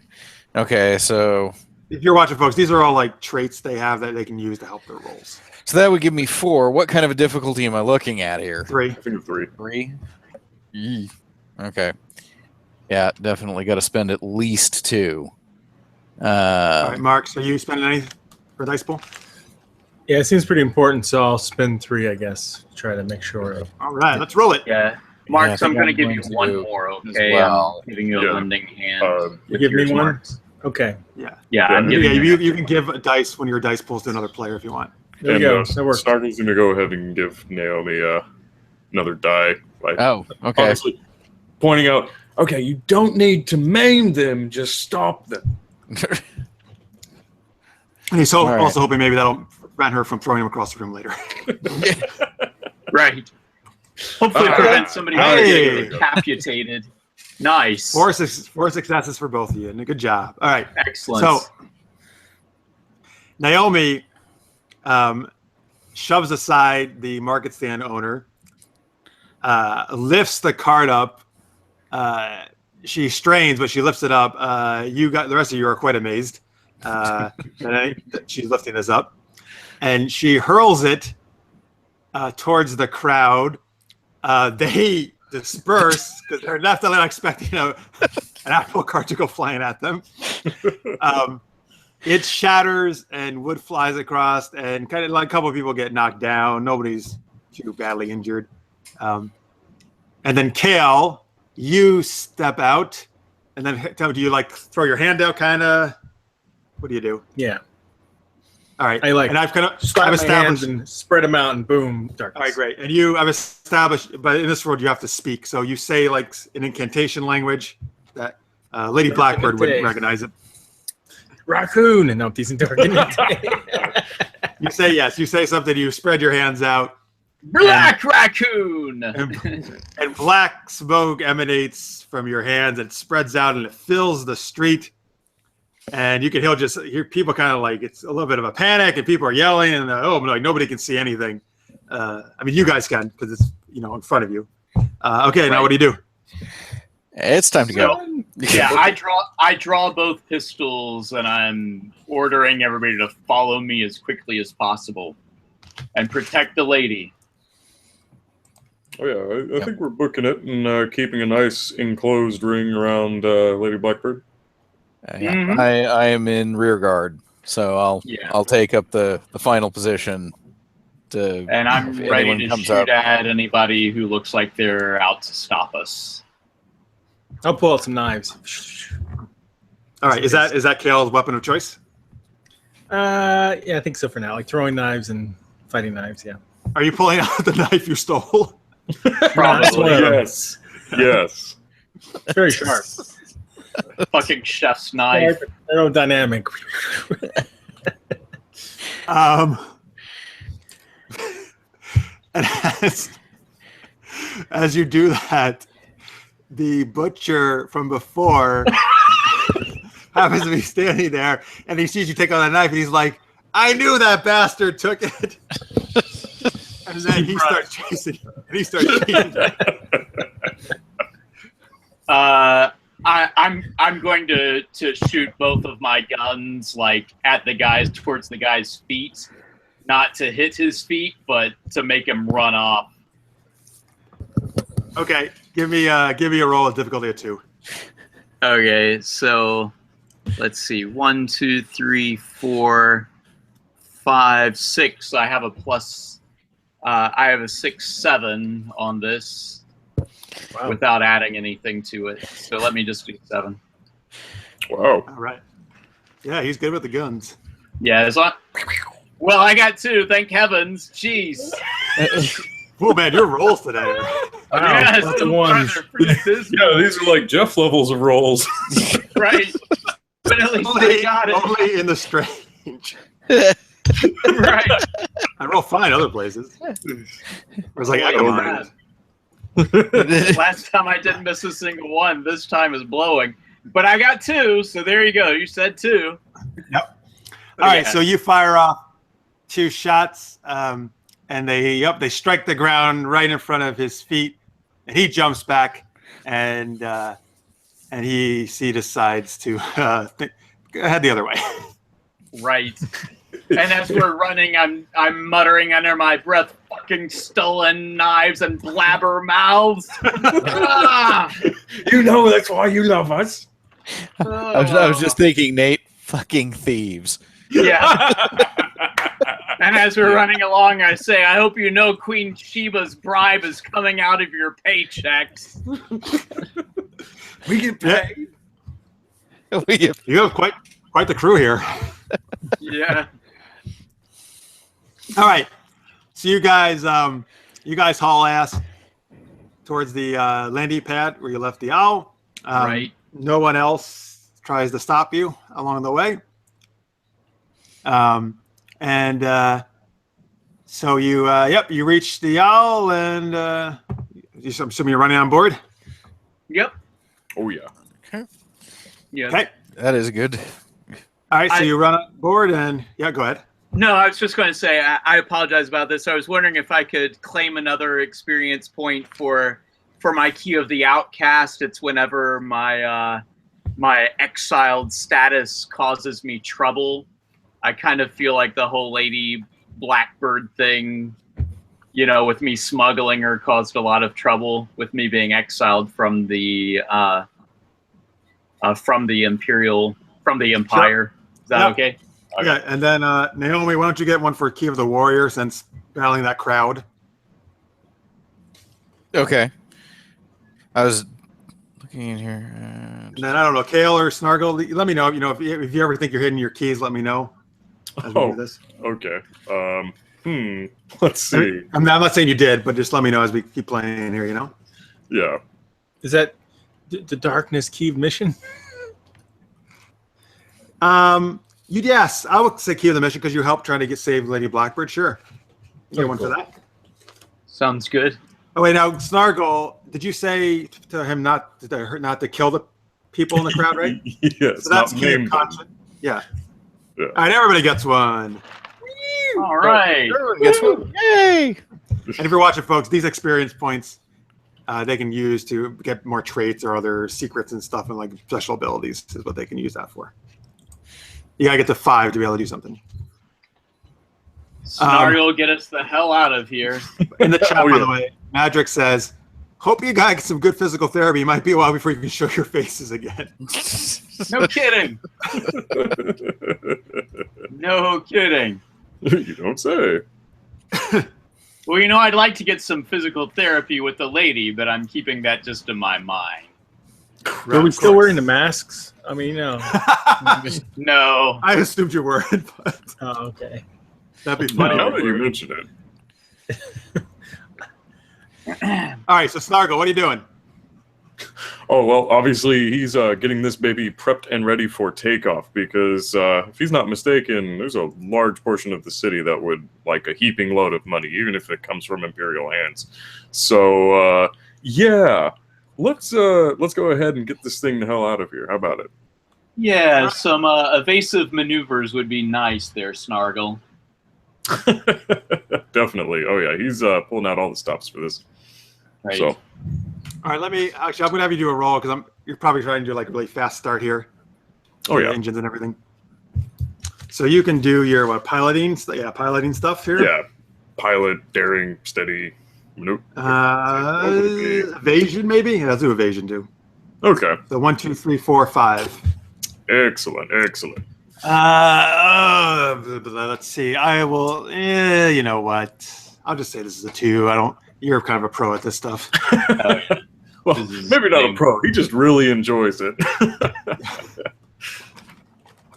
My lady, please buckle yourself in.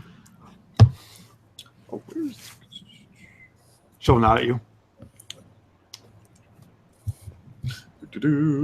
She'll actually, she's gonna head back to the quarters, like the little whatever quarter area like you had supplied for her on the ship. Barely Right. made that. Woo! Well, by the skin of your teeth. Wow. All right. Yeah. Yeah. All right. So you fire the engines up more quickly than you should have, but you got to get the hell out of there. The So, owl's going. "Nyeh, nyeh, nyeh, nyeh, nyeh." Kale, do you say anything to him, knowing he's not supposed to be treating the ship this way? Kale, can you hear us, Kale? Kale. The owl Marks. to Kale. Oh my god, I don't know. He can't hear us. Yeah. We're saying your name like a million times. We thought he sorry. was. We That's thought right. he I'm Kale. Wow. He's a little Oh, drunk. man. It's okay. The I physical was therapy. thinking about Anyway, last night. I'm starting to Oh, think he's man. got Kale for brains. so what I was asking is, Snargle just started the engines too fast, Uh-huh. and he should have, so he's not treating the engines so nice. What are you saying anything to him? Oh, I was just like gentle on the gentle on her. She's not like one of those cheap octopus ladies. Treat her nice.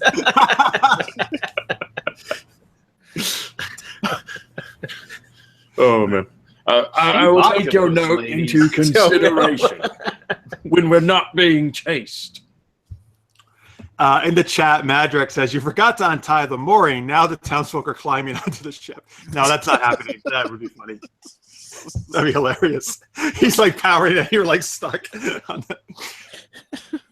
I Sorry, stare sorry. at Kale and I say, "Who did you bed last night?" Did you bed Helga downstairs in the dungeon? Ooh. I've I'm heard just things about saying, I'm like this girl. She doesn't like it rough. So be gentle and treat with respect, please. Well, of course. How else are we going to outrun everyone who's trying to kill us? All right, so you lift off and you blast off on another. You pretty much floor it. Yep. So you leave Chastity and the world of Haven. Good riddance. Yep. And All right. yeah, what are you guys doing? Where are you heading? So we better put in a course for Nightport, the Bleeding Heart. All right, you tell Snargle to plot a course there. Shouldn't be a problem. Yep. Yeah, Yeah. you definitely know where it is. No secret. Oh yeah. And I also say, keep us to areas that are not well frequented. Keep us to areas where there are rarely ships that are traveling by. Okay, Snargle? We don't want to be spotted. Keep a low profile. Not what I would prefer, but you got it covered. Hey, don't radio them and tell them we got late. Yeah, I was just gonna say, Snargle picks up the radio and says, "Hey, everybody, Right. you looking for Lady Blackbird?" And no drinking and driving. Fly casual. All right. Man. So yeah. Go ahead. So anyway, I make sure that we all have I get in the kitchen myself, and I go ahead and cook up the crew a nice dinner, a nice survival dinner. Yay, we survived! And I invite everybody to a dinner that night for some refreshments, shall we say? Perhaps, but don't add them back yet.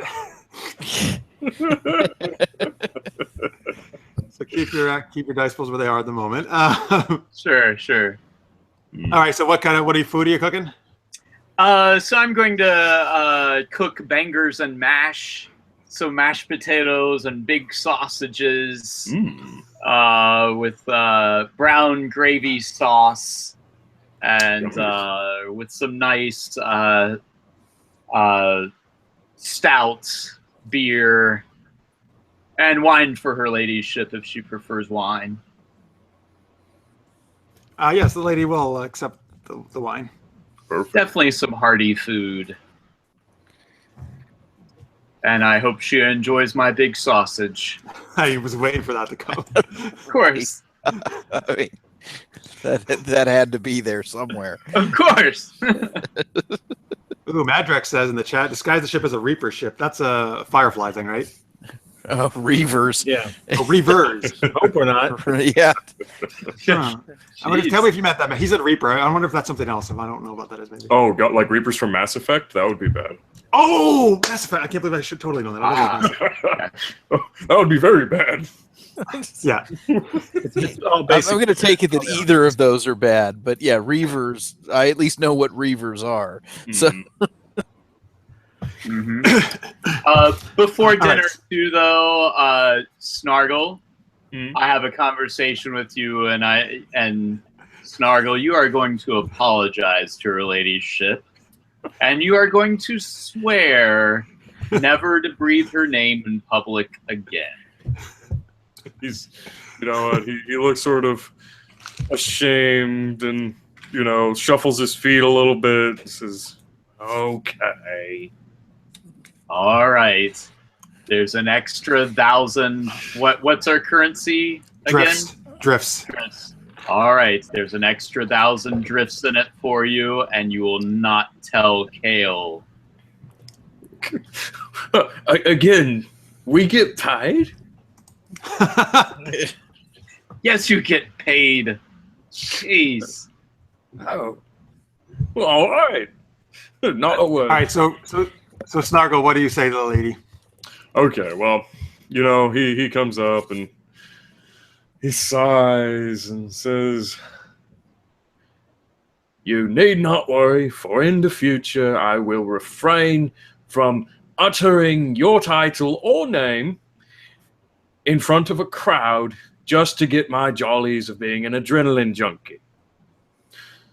And also, I apologize, we have to lug you around on this arduous journey and make all these awkward situations because Cyrus has a raging hard-on for you. Hey, Snargle, that is not my lady. My lady, Snargle has clearly been drinking. Stop drinking, Snargle, but we appreciate the apology. Hey, the only time I have a drinking problem is when I spill it. So, lady will first look at you, Cyrus, kind of try to figure out if the hard-on thing was true, and then she'll turn to Snargle and say, "Well, that wasn't much of an apology. Naomi, throw him out the airlock." she shrugs and goes, My ladyship, this is the first time Snargle has ever apologized in his life. Please understand this was difficult for him. As much as a pain in the butt he is, yes, I am a pilot, but Snargle is actually the best pilot among smugglers. So he's please never do not said that kill before. him. He did mean the best by his apology, and I think that was very difficult for him. And please excuse his crudeness. That was simply a joke, right, Snargle? A joke. Oh, yes, a joke. Yeah, funnies. Oh, I'm going to go pilot the ship now. Thank you, Snargle. You know, goblin humor. True, goblin That's humor. true. I'm not very well versed in goblin humor. Very well, Naomi. Do not throw him out the airlock. They're rough around the edges. Thank you, my lady. Thank you. Naomi looks a little disappointed, but okay. All right, so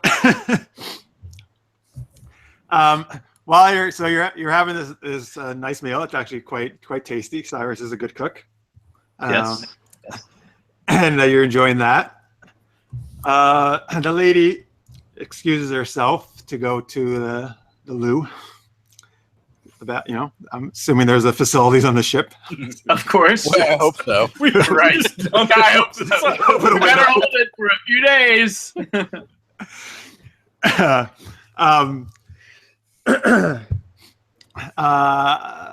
About not too long after she left, you hear a little scuffling in the corridor where she headed out. Ooh. I jump up and immediately run. Yeah, I'm heading there. All right. So as soon as you get out to the corridor, you see the lady and another woman holding the lady in front of her and has her hand around her throat. Like she's behind her and she's holding, her arm around the lady's throat.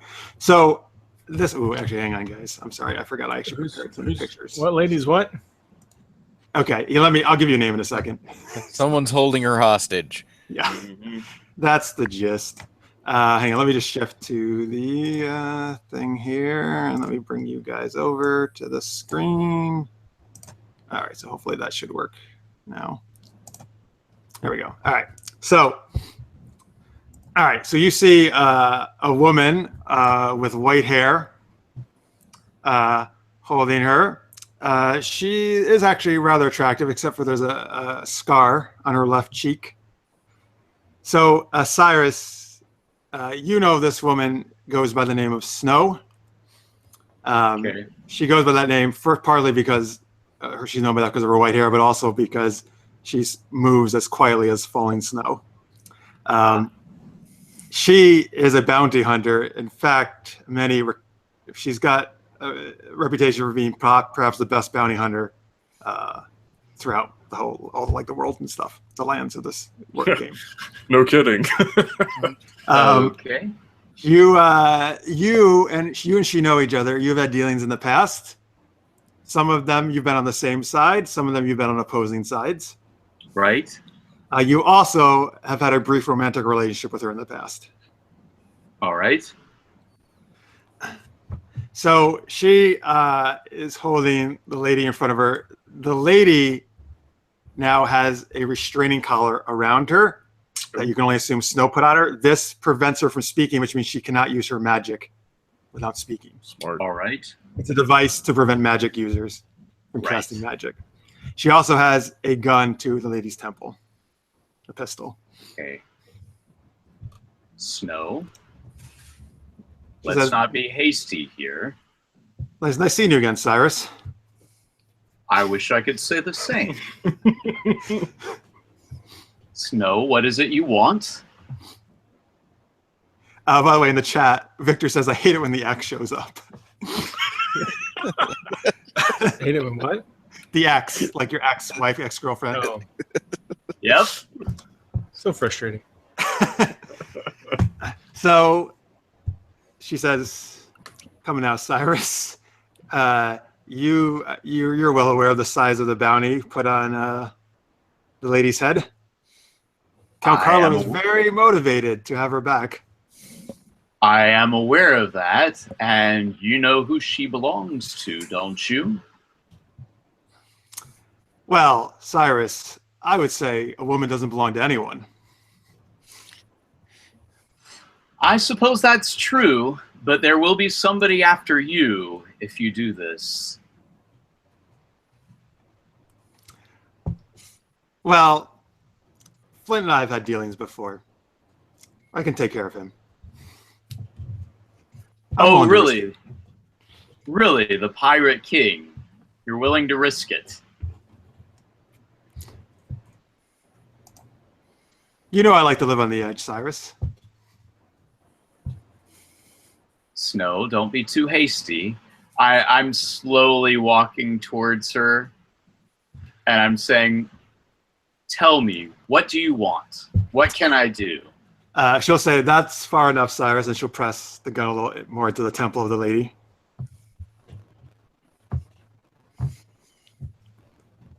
Do you keep walking or do you stop? I stop. Okay. I stop. Well, if you really want to make it really easy, you can turn the ship back to Imperial space and take us there. I see. And your ship, I assume, is right beside our ship? Or how Maybe. did you get here? Well, Cyrus, you really should be more careful about stowaways. Ah, I see. I see. Interesting. So, I'm taking a moment and just thinking about what I know of the layout of the ship. Is there a way for me to get behind her? Not the way she's positioned herself and the layout of Right. the ship. I assume basically you two are probably facing towards her in a small hallway. Yeah. Yeah, through the crew quarters. Yeah. And then, This. Go ahead. Sorry. oh, sorry. How far away is the flight deck, essentially? So yeah, the pilots, like the cockpit, basically. Yeah. Not too far. Let's say maybe. I'm trying to think what would make sense here. I don't know. What do you guys think? Maybe like 20 feet or something, or Possibly. I not assumed, I'll just say not a ridiculous distance away. Right. I assumed Kale was probably making love to the engine if he wasn't already asleep. But that's Well, just you were all at dinner, is where you were. We were all at dinner. Physical therapy after your roughness. Okay. Okay, so Victor says in Yeah. the chat 35 feet. Let's go with that. And he says, Snargle, it's time to rock the boat. This should be interesting. All right, well, yeah, Snargle, do you do anything? Well, let's see. Oh, this is going to get awkward if he does a barrel roll. Well, I think I would be able to pull it off somehow. Well, Damage anything. Snow, where do you want to go? Well, back to shit. I need a name of a place actually now, guys. Okay. Snowland. Disneyland? Did you say? Yeah. Snowland. Yes, I just want to really go to Disneyland. Disneyland. Like another place, like Haven, Nightport, something like another location, like a world, Oh, Imperial space. Or in the chat. This one too in the chat if you think of one. oh, they could call it the brink. Like as a part of the edge of Imperial, cordoned off zones. Oh, okay. Maybe it's like the edge of Imperial space. Yeah. Yeah. Sure, that's great, man. Good suggestion. Oh, thank you. Okay, she said, "Well, she said we need to go back to the brink." Ooh. Snargle, take us back to the brink. Are you sure? Absolutely, Snargle, take us back to the brink now. Do what the Okay. lady asks. So as you do that, I'm out of character. I'm asking you. Well, you're not saying this out loud, obviously. Are you trying to deceive Snow, or are you really? In other words, are you having Snargle really do this, or you think Snargle's going to try to do something tricky? I think Snargle is going to try to do something. Okay, so I need you to do. I need Not you to do. necessarily but deceiving. He's counting on Snargle to be Snargle. Right. I'm going to order him in a nasty way that I would never Right, out of character. say to him out of character, and he would get a sense that I need him to Just like we did when we were in the brig. But if you want me to roll a deception roll, I'm happy to do it. Okay. So first off, in the chat, Victor said a name could be Windfalls. Let's do this. It's going to be like a city of Windfalls at the brink. Thanks, Victor, for that suggestion. Nice. Sure. Sounds good. So one of you needs to do deception. It could be either one of you, either you or Snargle because he's going to be up to something. So maybe I don't care which one actually. It's your guys' choice. Let's see. I've got 1, 2, 3, 4. Yeah, go for it. Yours is better than mine on deception, and my rolls have been sucking. So Okay. I give you an extra. I'm allowed to give one extra, so go ahead. Okay, awesome. Add That'll one. work. And what difficulty would this be? So this is going to be one of those times I'm not going to tell you. Okay. For the halibut, I will go ahead and throw in 2 of my own dice. So this will be 4 plus 3, I think. Mm-hmm. All right. Okay. Let's roll them bones. Oh, get back down there. Oh, These rolls are rough today. there they are. So what was that? Was that 2? You got 2. Okay, so I'm going to use my secret of leadership. Once per session, I can give somebody a chance to re-roll a failed roll. Oh, So by setting a good example or giving them orders, and I say, Snargle, now! Aye, Captain. Like I'm barking at you to get going. Much better. Much better. Oh wait. Oh, you're saying he got to do a reroll, right? That's one of your abilities. Yeah, he gets to do a reroll. It's my special skill of secret of leadership. That's why he's the captain. That's why he's the That's why he's Yeah. That's a good ability for sure. So Snap that's 2. should have gotten an extreme difficulty. All right. Yeah. So you get 5. Oh, Madrick says pull a crazy Ivan as your maneuver. Okay. So, well, Snargle, what did you say or do anything? What do you? Well, Did you say anything back to the captain? Like, yeah. Looks like I'm about to roll on up to the pilot's quarters. Okay. you know, obviously emphasizing roll. Right. So, Just prepare for a little bit of turbulence. You know how these ships get. Yep. so yeah, And, he's yeah. And just to let you know, Jeff, as soon as whatever maneuver begins, I am going to make a flying leap to either Snow or her ladyship, whichever one I can get my hands on. Yeah, well, I just yeah, definitely. I'm going for the gun. yeah. Well, I'm also saying though, Snow, there's no need to have the gun at her head. You're fine, and I just put my body in a neutral position. Okay. Actually, I'll have Cyrus make some kind of deception roll as well. Part Okay. of this guy, just so you know, like, this woman is pretty much the best at what she does. She is not. Yeah. She's not some like common idiot. So I'm making making this difficult on purpose. That's I fine. get that. I get that. That's fine. I'm gonna ready a shatter spell to use on the gun if things go crazy. Oh, look at this kill with all this magic. Okay, so Hey, well, I'm curious. Would the shatter spell? Do you think it would like actually shatter the pistol apart? Yep, that's how I can imagine it. Yeah, good for shattering locks, but also pistols against your head. In the chat, Lister's Bay is home for the grocery store. Hey, good. Welcome back. Hope you got some welcome nice- back. yay! The snacks are here. So if you just joined us, they finally got off of Haven, and now thanks to Starkle's big mouth, and they're in the Owl now. And but unfortunately, they had a stowaway bounty hunter. Her name is Snow. She's very infamous of being pretty much the best at what she does. It's kind of like Wolverine. And she's holding the lady hostage here, and they're trying to get away out of this. Right. So let's see. So I feel like smuggler, deception. I don't know if haggle would be part of this. Do you think haggle or not really?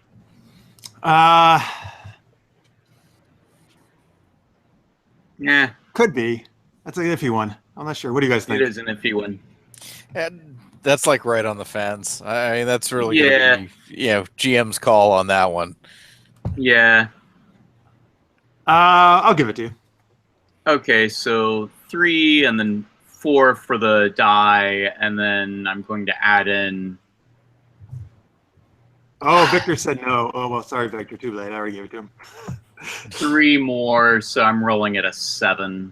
Holy shit, you still have dice left? All this dice pool left? Yeah, well, I only have 2 left, but that's because when we have a fail, we don't lose those, right? Yeah, right. That's what I've right, been right. doing. Okay. Yeah, Cool. so I have 7, so we'll see what happens. Here goes nothing. 4. Not I don't bad. know. Okay. Bad. So Snargle heads to the cockpit. Just before he gets there, you're almost there. Snow looks at Cyrus after you just said that. Says, "It's a good play, Cyrus. Probably would have worked with most people, but we know each other too well." And then there is also right next to her is one of the hatches of the ship. She opens it and jumps out with the lady. I want to Running try to to the make. I want to try to make a leap towards the lady to see if I can touch her. Is that a possibility? I'm gonna say in this situation, no. You were too far away. All right. I will say this just for dramatic purposes. You leap towards her. Sure. But yeah, just out of your grasp. Out of my grasp. All right. And since you're at the and then you're at the edge there now, so you can kind of see out. Right. As they're falling, this kind of like basically this wings spread out. Snow's wearing a jetpack basically, and these wings come out, and she kind of like shoots away with the lady. All right. Naomi is turning and screaming up to Snargle, "Follow her!" Yeah, I assume he sees maybe a little jet trail from the pack, leading off. Just assuming things went south very quickly. Yeah, things went very south. So I'm sorry, before you say that, in the chat, Madrick says you should have used the poetry. That might have worked, actually. Victor says, "Where is Cyrus touching the lady?" Don't worry about it. I know. So here's a question. Would I have anything like this jetpack aboard the ship? Is this something that I would have in cargo? That's an interesting question. Yeah. I don't know. I don't know. I personally, I was thinking it's more of just her thing. She her has a thing, specialty thing. Okay. That was a good question, though. Yeah, absolutely. So as Shooter. Snargle is spraying the ship, as you do this, you hear a sound emanate. It seems to be coming from your ship, but it's very strange because at least Snargle, Kale, and Cyrus, you know that the sound that's emanating is the mating call of a sky squid. Crap. All right. So is there like a device emanating that then? Inside the ship? Perhaps there is a device emanating that. I'm going to try to find it. Yeah, Naomi's try to around. find it. What the hell is that? Snargle yells back, My "You ship don't doesn't want to make that know." sound. It ain't pretty, and we need to get rid of that before a freaking sky squid comes after us. A what? A sky squid. They're nasty things bigger than our ship. And if it's gonna do what I think it's gonna do, we're not gonna want to be here for it. Oh, no. Yeah, We do not want to be inked by a sky squid. Yeah, so you guys know in this world, sky squids are about 2.5 sizes of the owl. Yeah. Yeah. They usually are only in the lower depths, which is like the area that's very acidic and poisonous to ships and stuff, but they can come out of it at times. Mm-hmm. Yep. Well, I'm going to try to hunt for it to find the device. All right, so let's see. Would you guys think maybe would there be some kind of I don't know, some kind of thing on the ship where you can kind of do a diagnostic or do some kind of sensing thing about stuff that's not supposed to be on the ship? I would think so. Yeah. Okay. Let's say there's something rudimentary at least. So Yeah. Kale, okay, give me a roll. Maybe it's some kind of mechanic type roll. This could be possibly. Like what? Oh boy, let's see. These are interesting things they've given you here. Let's do mechanic repair efficiency. How about that? Repair and efficiency. What about sabotage? This is like reverse sabotage. Yeah, okay. Since you know about sabotaging, I'll say that, sure. So that's 4. How I'll hard is this say gonna be? it's a difficulty You know? of 3. So I probably should use some dice, shouldn't I? Oh, so Matrix says should have been a manual search. Okay, sorry guys. I'm not. Should have been what? He thinks it should have been a manual search. Yeah, just have to search the whole ship. Oh. We'll do it this way though. We'll speed things up a little bit. He's in tune with the ship, you know. You can hear, you can feel the vibration. Right. It's like his baby. I guess I'll put 2 to it. We didn't refresh yet, have we? No. So I guess I'll put 2 to it to get 6. We'll see what happens. I'll give you one more. I got the 3 that I spent that failed with snow, right? Those would come back to me, correct? Oh yes. And actually, since I failed, it didn't work. I think we forgot this part. We remember this thing, but when you fail, you get an extra die to your pool. Oh, What? Right. I'm sorry, I totally forgot about We that. did. So Yeah. just start doing it right now. From this point on. All right. Well, I'll just take one extra one then that I got back then. So okay. So you're gonna give 1 to Marks, right? Yeah. Okay, let's see what happens. And So you got 7, right? You're rolling. yep. Yeah, you hit it. 3 exactly. nice. Alrighty. Okay, so yeah, by kind of doing fiddling around with stuff, searching around, you figured out that yes, there is some kind of beacon or something making the noise. You're assuming Snow put it on the ship, obviously. It's actually though on the outer hull. Oh, Oh. what a dick. Maybe you can like put me on a rope and I'll hang down and I can use a shatter spell to shatter it. Oh, that's quite daring. It is It very is quite daring. By the way, as you guys are playing this, Snargle, are you like you're pursuing? Oh yeah, no, I'm keeping hot on the trail. Okay. Yeah. All right. So yeah. So tell me, guys, what do you, Naomi, Cyrus? Are you helping him or something do this, Kale? Or Yeah, absolutely. I will. I'll be tying up the ropes to make sure they're very secure and sticking Kale in a suit to where he can go outside of the ship, and I don't know. I give him. I assume we have some kind of maybe magnetized things that he can hold in his hand and hold himself to the hull of the ship, you know, that are used at times by mechanics, making sure that those are ready to go. yeah, that would make sense. Sure. Okay. And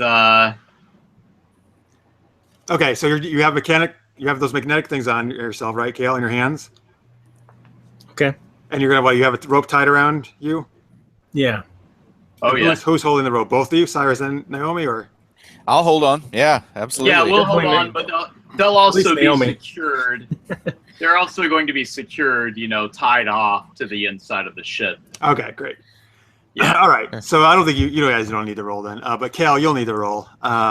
Trust me, I've got this for holding you. We've got the rope. So Kale, I guess maybe. Oh boy.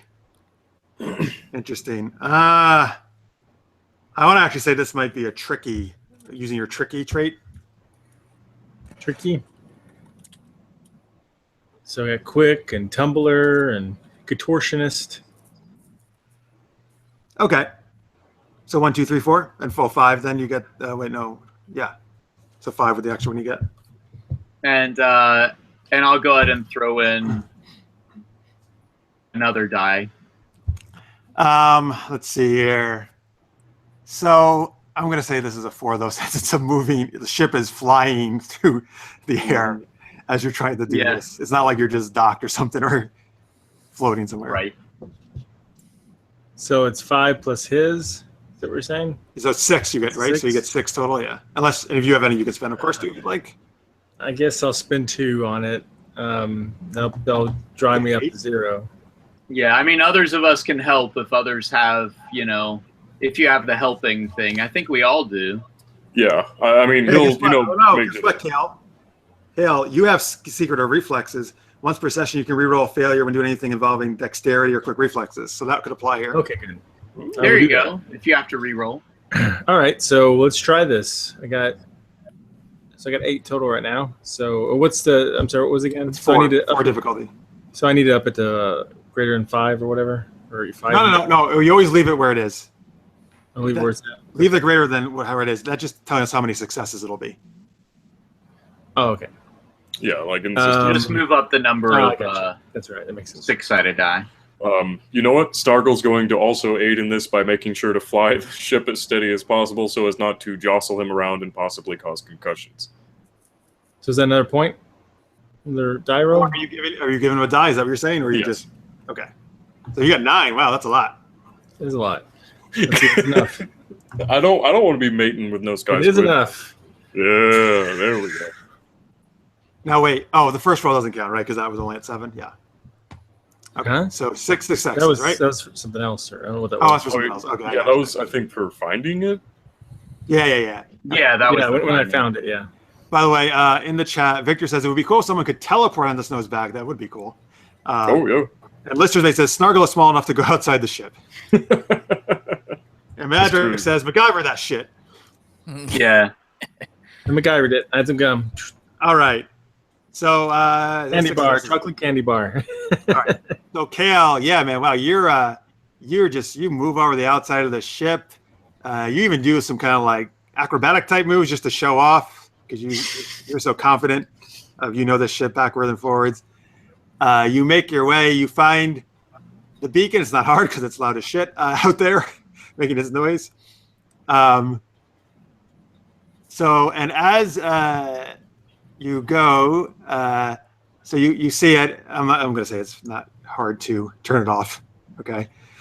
You pull out a wire and turn it off. And as you do, you look over and see a big sky squid coming out of the clouds towards you guys. Well, can I disconnect it and let it drop while it's on? Maybe it'll just draw it away. Let's see. I think you totally could. Yeah, you could disconnect it and turn it on and throw it to the side and see if the squid will go for it. Okay, yeah, sure. You can try that. Okay. Let's do though for that. Let's do, I guess, mechanic check. Okay. I don't have any die rolls, so it's gonna be pretty tough.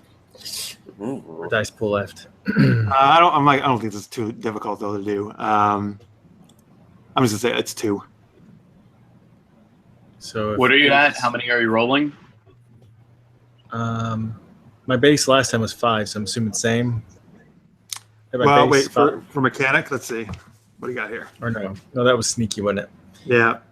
Let's do 1, 2, 3, 4, 5. I see. Yeah, if we can do 5 still, sure. Okay. Well, Let's you see just what have to do happens. it. All right. All right, A 3. you got it. Woo! All right. Yep. So you managed to take you detach the beacon from the ship. You keep it on, and where are you tossing it? Just out into air. Yeah, down and away from us. Okay. So you toss it. It goes flying through the air.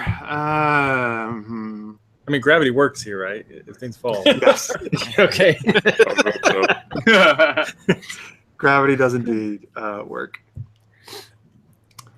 Let's see. All right, so the sky squid. Hang on, let me do some kind of roll.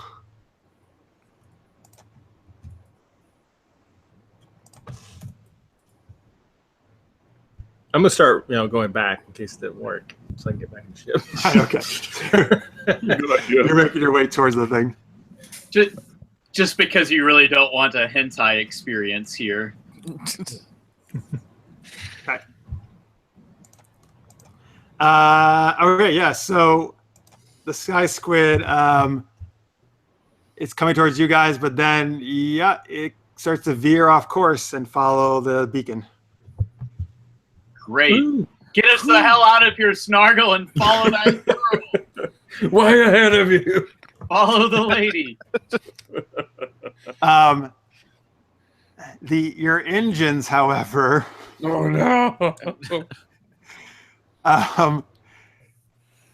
startle the sky squid, and it lets out its blacky ink stuff, which sprays all over your ship, including the window where you look out from the cockpit. Am I back in yet, or am I covered? You also got covered in the black ink. All right. But my dark So Kale is now Robert Downey Jr. in Tropic Thunder. Oh, I didn't see that. Is that what happens to him? I'm the dude. The dude No. disguised as another dude. So anyway, I grab a big handful of rags and like hold them out the hatch door towards Kale and say, "Get those windows while you're out there." Okay, so first, Kale, you're using to wipe your face off. And then, Kale, what do you do? Oh, I'm gonna go run into the engines. Right? Wait, you're not going out to clean the window like he told you? Oh, I'm sorry. Yes, I am. The engine's not the problem. You can ask her, Captain. I'll do that. Yep. I'm gonna go out there and try to clear that off. Do we still have snow on the radar? I'm asking Snargle. Oh god. Well, we better. Better be yes. This something that small is extremely hard to track on radar. It's kind of going in and out. Mm-hmm. Yeah, shit. He does his absolute best using whatever sense he can to sort of maintain at least a good direction towards the blip. Right. Do we have a visual on it at all, or is it actually faster than the ship? You, well, at this point with all the ink, and I mean, if you try to look at, you can't see anything out the cockpit. If you try to look out the door that's open, you can see out there. You cannot see her from that angle. Okay. There's a lot of cloud cover too. That's not good. Is there like a radio? Can I be like going, go left, go right, go right? Well, I'm going out there. You don't have a radio on you out there, no. Okay. Okay. Well, all I know to do is for us to keep heading towards the blip. All right, so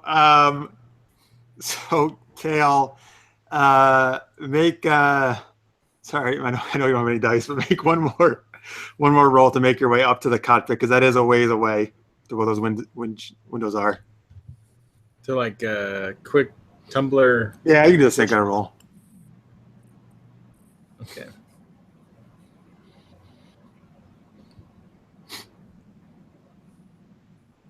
Okay, great. That's fine. Pretty good. Yeah. All right. So yeah, you make your way up there. You're still you haven't let the ink. You don't like the ink on you, but you haven't let it stop you making your way there. Right. So you get up there. I have to do this for my brother Cyrus. Yeah. So you start wiping it off, and then you see Snargle staring back at you from the other side. Do I go like and you go He jostles the ship a bit.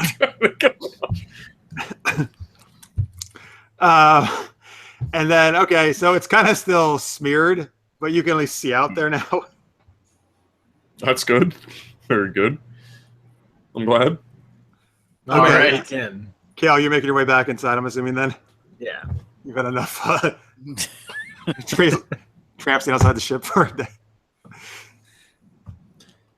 All right, right. great. So you're making your way back.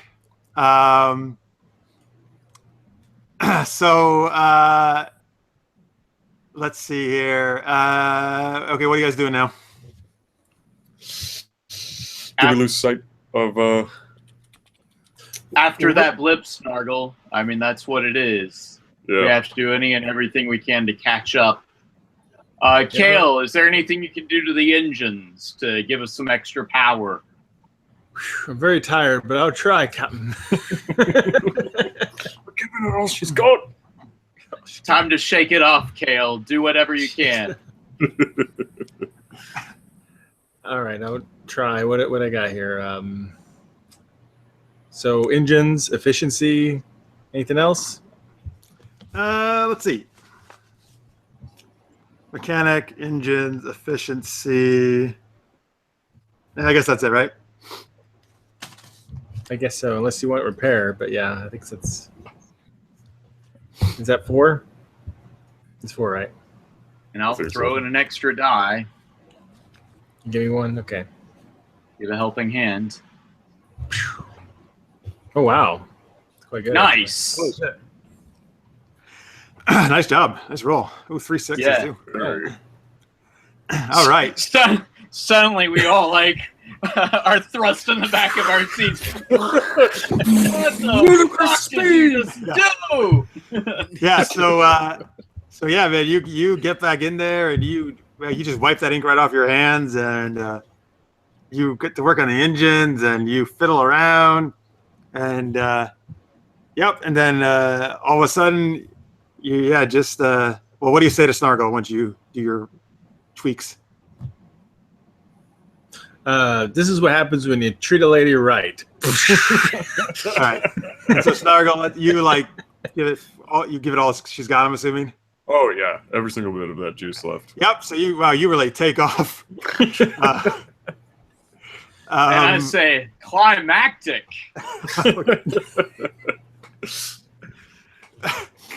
All right. So your takeoff towards the blip. All right. And you're hurtling through there. The ship may never have actually gone quite this fast before. Yeah. So Jeff, I want to like prep that. Jeff, I want to prep myself to possibly go outside of the ship. Is there anything that I need to be doing as far as getting on a helmet or anything like that? I'm not really sure how breathable space is. It seems like it might be pretty breathable. Yeah, well, so it's because it's actually in this world, it's not really space. It's kind of like a space with breathable atmosphere throughout, except in the lower depths, which you guys are not in. Okay. So you can breathe out there fine. I mean, you can put a helmet on if you want. Hey, it keeps the birds out of your teeth. Yeah. you don't need to breathe. I put on goggles. That's more appropriate. So there you go. I put on flight goggles. Yeah, definitely. Okay. All right. Great. So Snargle, I need us to get within visual range of that jetpack. Absolutely. Obviously, are we possibly within visual range of it? Yeah. Oh, hey, guess what? Well, you just now happen to come into visual range. You see, all right, passing below you. Now again, there's clouds, so it's kind of in and out, but you do see what looks like a jetpack flying through the clouds. And I mean, can we see that it is the lady with snow, or you can't make out exactly all that? Mm-hmm. Damn it, I knew it! Flying clouds have invented jetpacks! Okay. So I'm just trying to figure out if we should just go for it. I know we're at about the time, but I didn't know if you wanted to leave here with a cliffhanger. No, let's go for it. You can go for it. Okay, that's fine. We can still wrap it up quickly soon for this one. All right. I think we see him. Oh, by the way, in the chat, Madrick says Snow and Blackbird suddenly splatter against the windshield. We found them. Well, that was a good story. Yeah, Snargle could say that, right? He's like, Captain, yeah, I found her. I found the person's name I cannot say. She will not be named. All right, that's fine. So, anyway, I'm going to go ahead and teleport myself. I do have that special power. once per session, I can teleport myself, and I'm going to teleport myself on the back of the jetpack, grabbing on. I forgot about that. Yeah, you have the secret of warp. Yeah. That is a cool ability. And I want to jump on the. I want to teleport myself to the back of the jump pack and try to get Snow into a headlock. All right. So yep. All right. So you use your warp blood ability. Yep. You and you just so you. How do you? I mean, actually, so visually wise, do you just kind of blink out of existence? Does some kind of effect happen? What do these guys see when you do it? So yeah, it's just suddenly I say, be ready to pick us up. I'm going out there. And I give them a nod, and I know that at least Snargle and Kale both know that I can teleport. Mm-hmm. So it's like a bright flash. There's a bright, quick flash, and then there's another bright flash out on the back of the jetpack, and I'm Okay. So you grabbing. all right, I'm so grabbing the jetpack, but also like trying to grab her neck to put a chokehold on Snow. All right. So yep. So you flash out of existence, and it's no easy feat to teleport onto a moving object, but you are very good at it. So you flash into existence and land on top of the jetpack, Right. and you're hanging on, and you reach your arm around a choke, and you find it's a straw dummy in the jetpack. All right. And that's where we're gonna end. All done. All right. Are we going to end there? That's where we're gonna end tonight. Oh man. It's a golem. It's a straw golem. Wait, they make those? That's actually pretty cool. That would be cool, actually. I didn't think of that. All right. But hey, at least you got a jetpack now. Yeah. There you go. You've been wanting one. Right. We might need it. All right, so there we go, folks. Thank you guys for watching. Victor, Madrag, listeners, mate, especially for all the chatting. We appreciate it.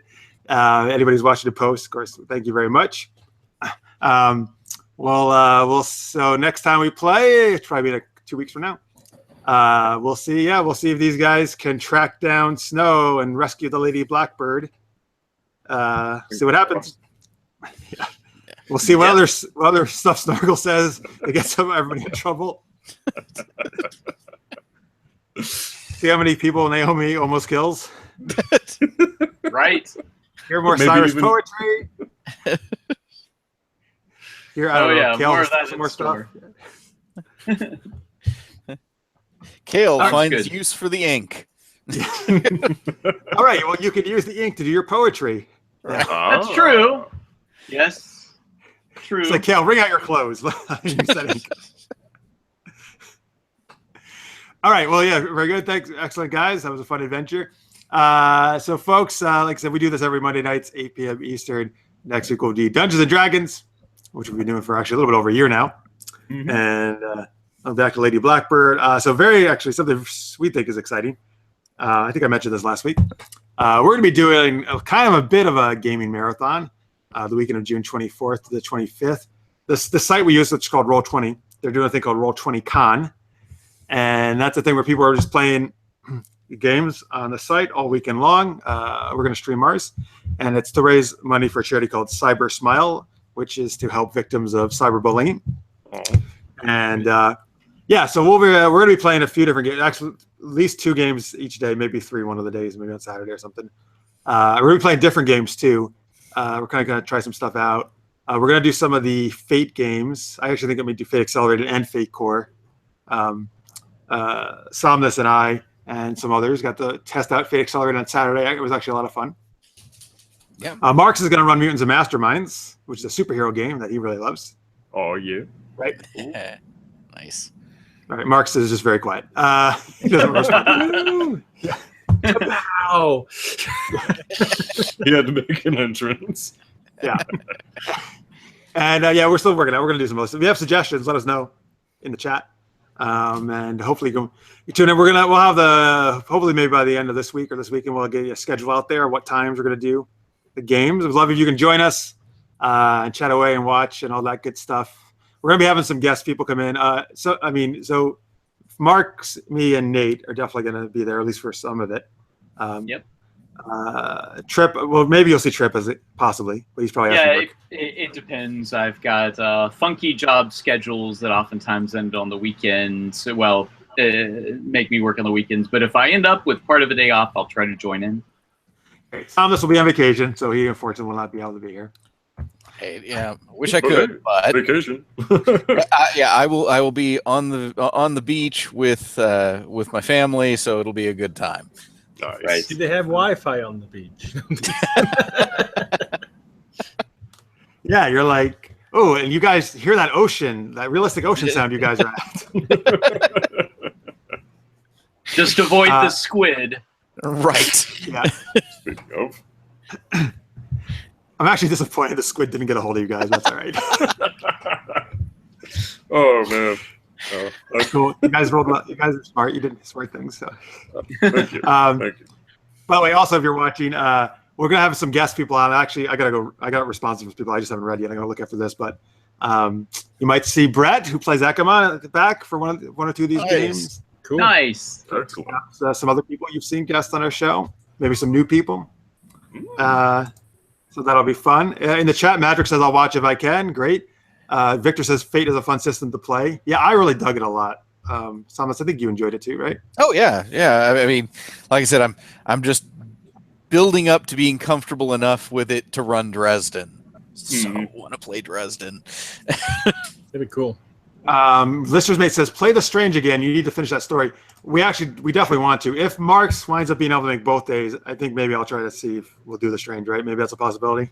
You have to see. I'm in tail end of filming something around then, so I have to see how it goes. We will be doing The Strange again, though, Anthony. Don't worry, at some point. Yeah. And Anthony also says, our Fate, the game is by Wild Tangent. This actually is by Evil Hat Production. You're thinking of a video game. I've actually played the Fate game by Wild Tangent, and that was actually kind of fun too. Yeah, he says he has all of them. I played them on my laptop. He loves them. He says. Right? No. This is an RPG that is basically setting neutral. You kind of just take it and do whatever you want with it. There's no specific setting for it, and it can really kind of do anything because it's totally free form. Yeah. Evolved from a game system called Fudge. Yeah, that's right. They used to be called Fudge Dice instead of Fate Dice. Yeah. But it's really cool. So I was game mastering. We had 3 players, Samus, 2 others, and literally there was no prep or pre-planning. We got together, decided the genre, decided what was happening in the world, and the characters right on the spot, and then we just started playing. Nice. Yeah. Beware of 5-year-olds. Yes, that was actually kind of funny. I think one of you made some kind of joke about a 5-year-old blowing something. That was me. Yeah. That was you? Yeah. But then that actually became the impetus of the whole story. That there was that magic was kind of considered evil in this world, and a 5-year-old had somehow destroyed a house, and the party had to wind up kind of investigating what was going on. Right, because the magical powers, they just kind of manifest at times. And I was like, yeah, beware of the angry 5-year-old having a tantrum. Yeah. And that was cool. It actually wound up being a cool story. All right. Anyway, so yeah, we're going to be doing that. Let's see. Oh, so Matrix says, in video game terms, Fate is like a game engine. That's actually a pretty good way to put it. Yeah. Excellent job, Magic. By the way, Victor also says that next time Snargle will tell everyone about all the gold stored on the owl. I'm sure he will. No, that might be after the drinks. Right. With Blackbird, you're like, I don't care. I'm just going to tell people before the drink about her. Who cares? Right. Remember, chat. Secrets. Yeah. All right. So June 24th, 25th. We're going to basically, I'll tell you right now, we'll start in the afternoon, probably earlier, mid-afternoon for both days, and then kind of go into the evening or nighttime. But again, we'll post the full schedule up soon. And hope you can join us. I think it's going to be a lot of fun. I hope we can raise a little money for charity. Absolutely. Never a bad thing. All right, let's get some links. We'll get out of here. Trip. Sure. So I have a fun steampunk web series called The League of S.T.E.A.M. If you want to check it out, just go to leagueofsteam.com or League of S.T.E.A.M on YouTube. And then I also have a fun action adventure series called The Division. You can check us out at whatisthedivision.com or just go to Amazon Prime and do a search for The Division web series. All right, please do that. And Marks. Yep, you can find me over at markspile.com or over on the Twitter. You can tweet at me at Mr. Marks. Nate. Thank you very much. Yes, I am Uncle Muffles on various social media platforms, and so if you care to have a good time, go ahead and hit me up, and I will gladly do some voice acting, narrating, and obviously dubbing, if you would care for it, and all of this work would be pro bono, because, hey, who doesn't love pro bonos? It sounds pretty fun, actually. It does. Regardless of that, I also am part of a Space Marine guild dedicated to playing various Warhammer 40,000 games, and we currently have a 130-member roster as we celebrate the 3rd year anniversary of us being around. Woo! Yeah, amazing! That's awesome. Indeed. And that'll be pretty much it for me. Right, and if you tell him all your secrets, he'll just reveal them to everybody. So don't worry. Right. I am your outlet. It's okay. And Somnus. Oh, obviously, you can see me here playing games with these fine folks, as well as running the Eberron game. More mayhem and mischief is coming their way, and maybe some old foes cropping up again. As in one who they clearly have gotten an eyeful of some minions from old enemies. Also, just as a something that Shannon did wanted me to mention, Zeldathon is going on. They started today, and it goes through, I guess, to the 11th. They do this for charity. They basically play through all of the Zelda games back to back to raise money for charity, and they're raising money this year for the Wild Foundation. Wow. I think we mentioned them last year, too. Yeah, I think she did too. We've got a friend who streams doing the Zeldathon with them and stuff. So awesome, that's great. All right, and of course, supergeekedup.com is where you can find all the stuff, other stuff I'm up to. Marks and I just finished DC Action Hour recently, where we talked about the season finales of all the CW shows like Arrow, Supergirl, Flash, and I guess Super Geeked Up, which is coming back July 26th, but you can watch old episodes there. And Super Knocked Up is actually also on Amazon. So you can watch The Division and Super Knocked Up over on Amazon. And so check it out. All right, so cool. Thank you guys very much for watching. We appreciate it. Hope you had fun. We'll be back next Monday night for some Dungeons & Dragons, and then later in the month, hope you can join us for Roll20Con. All right, thanks, everybody. Have fun adventuring. We'll see you soon.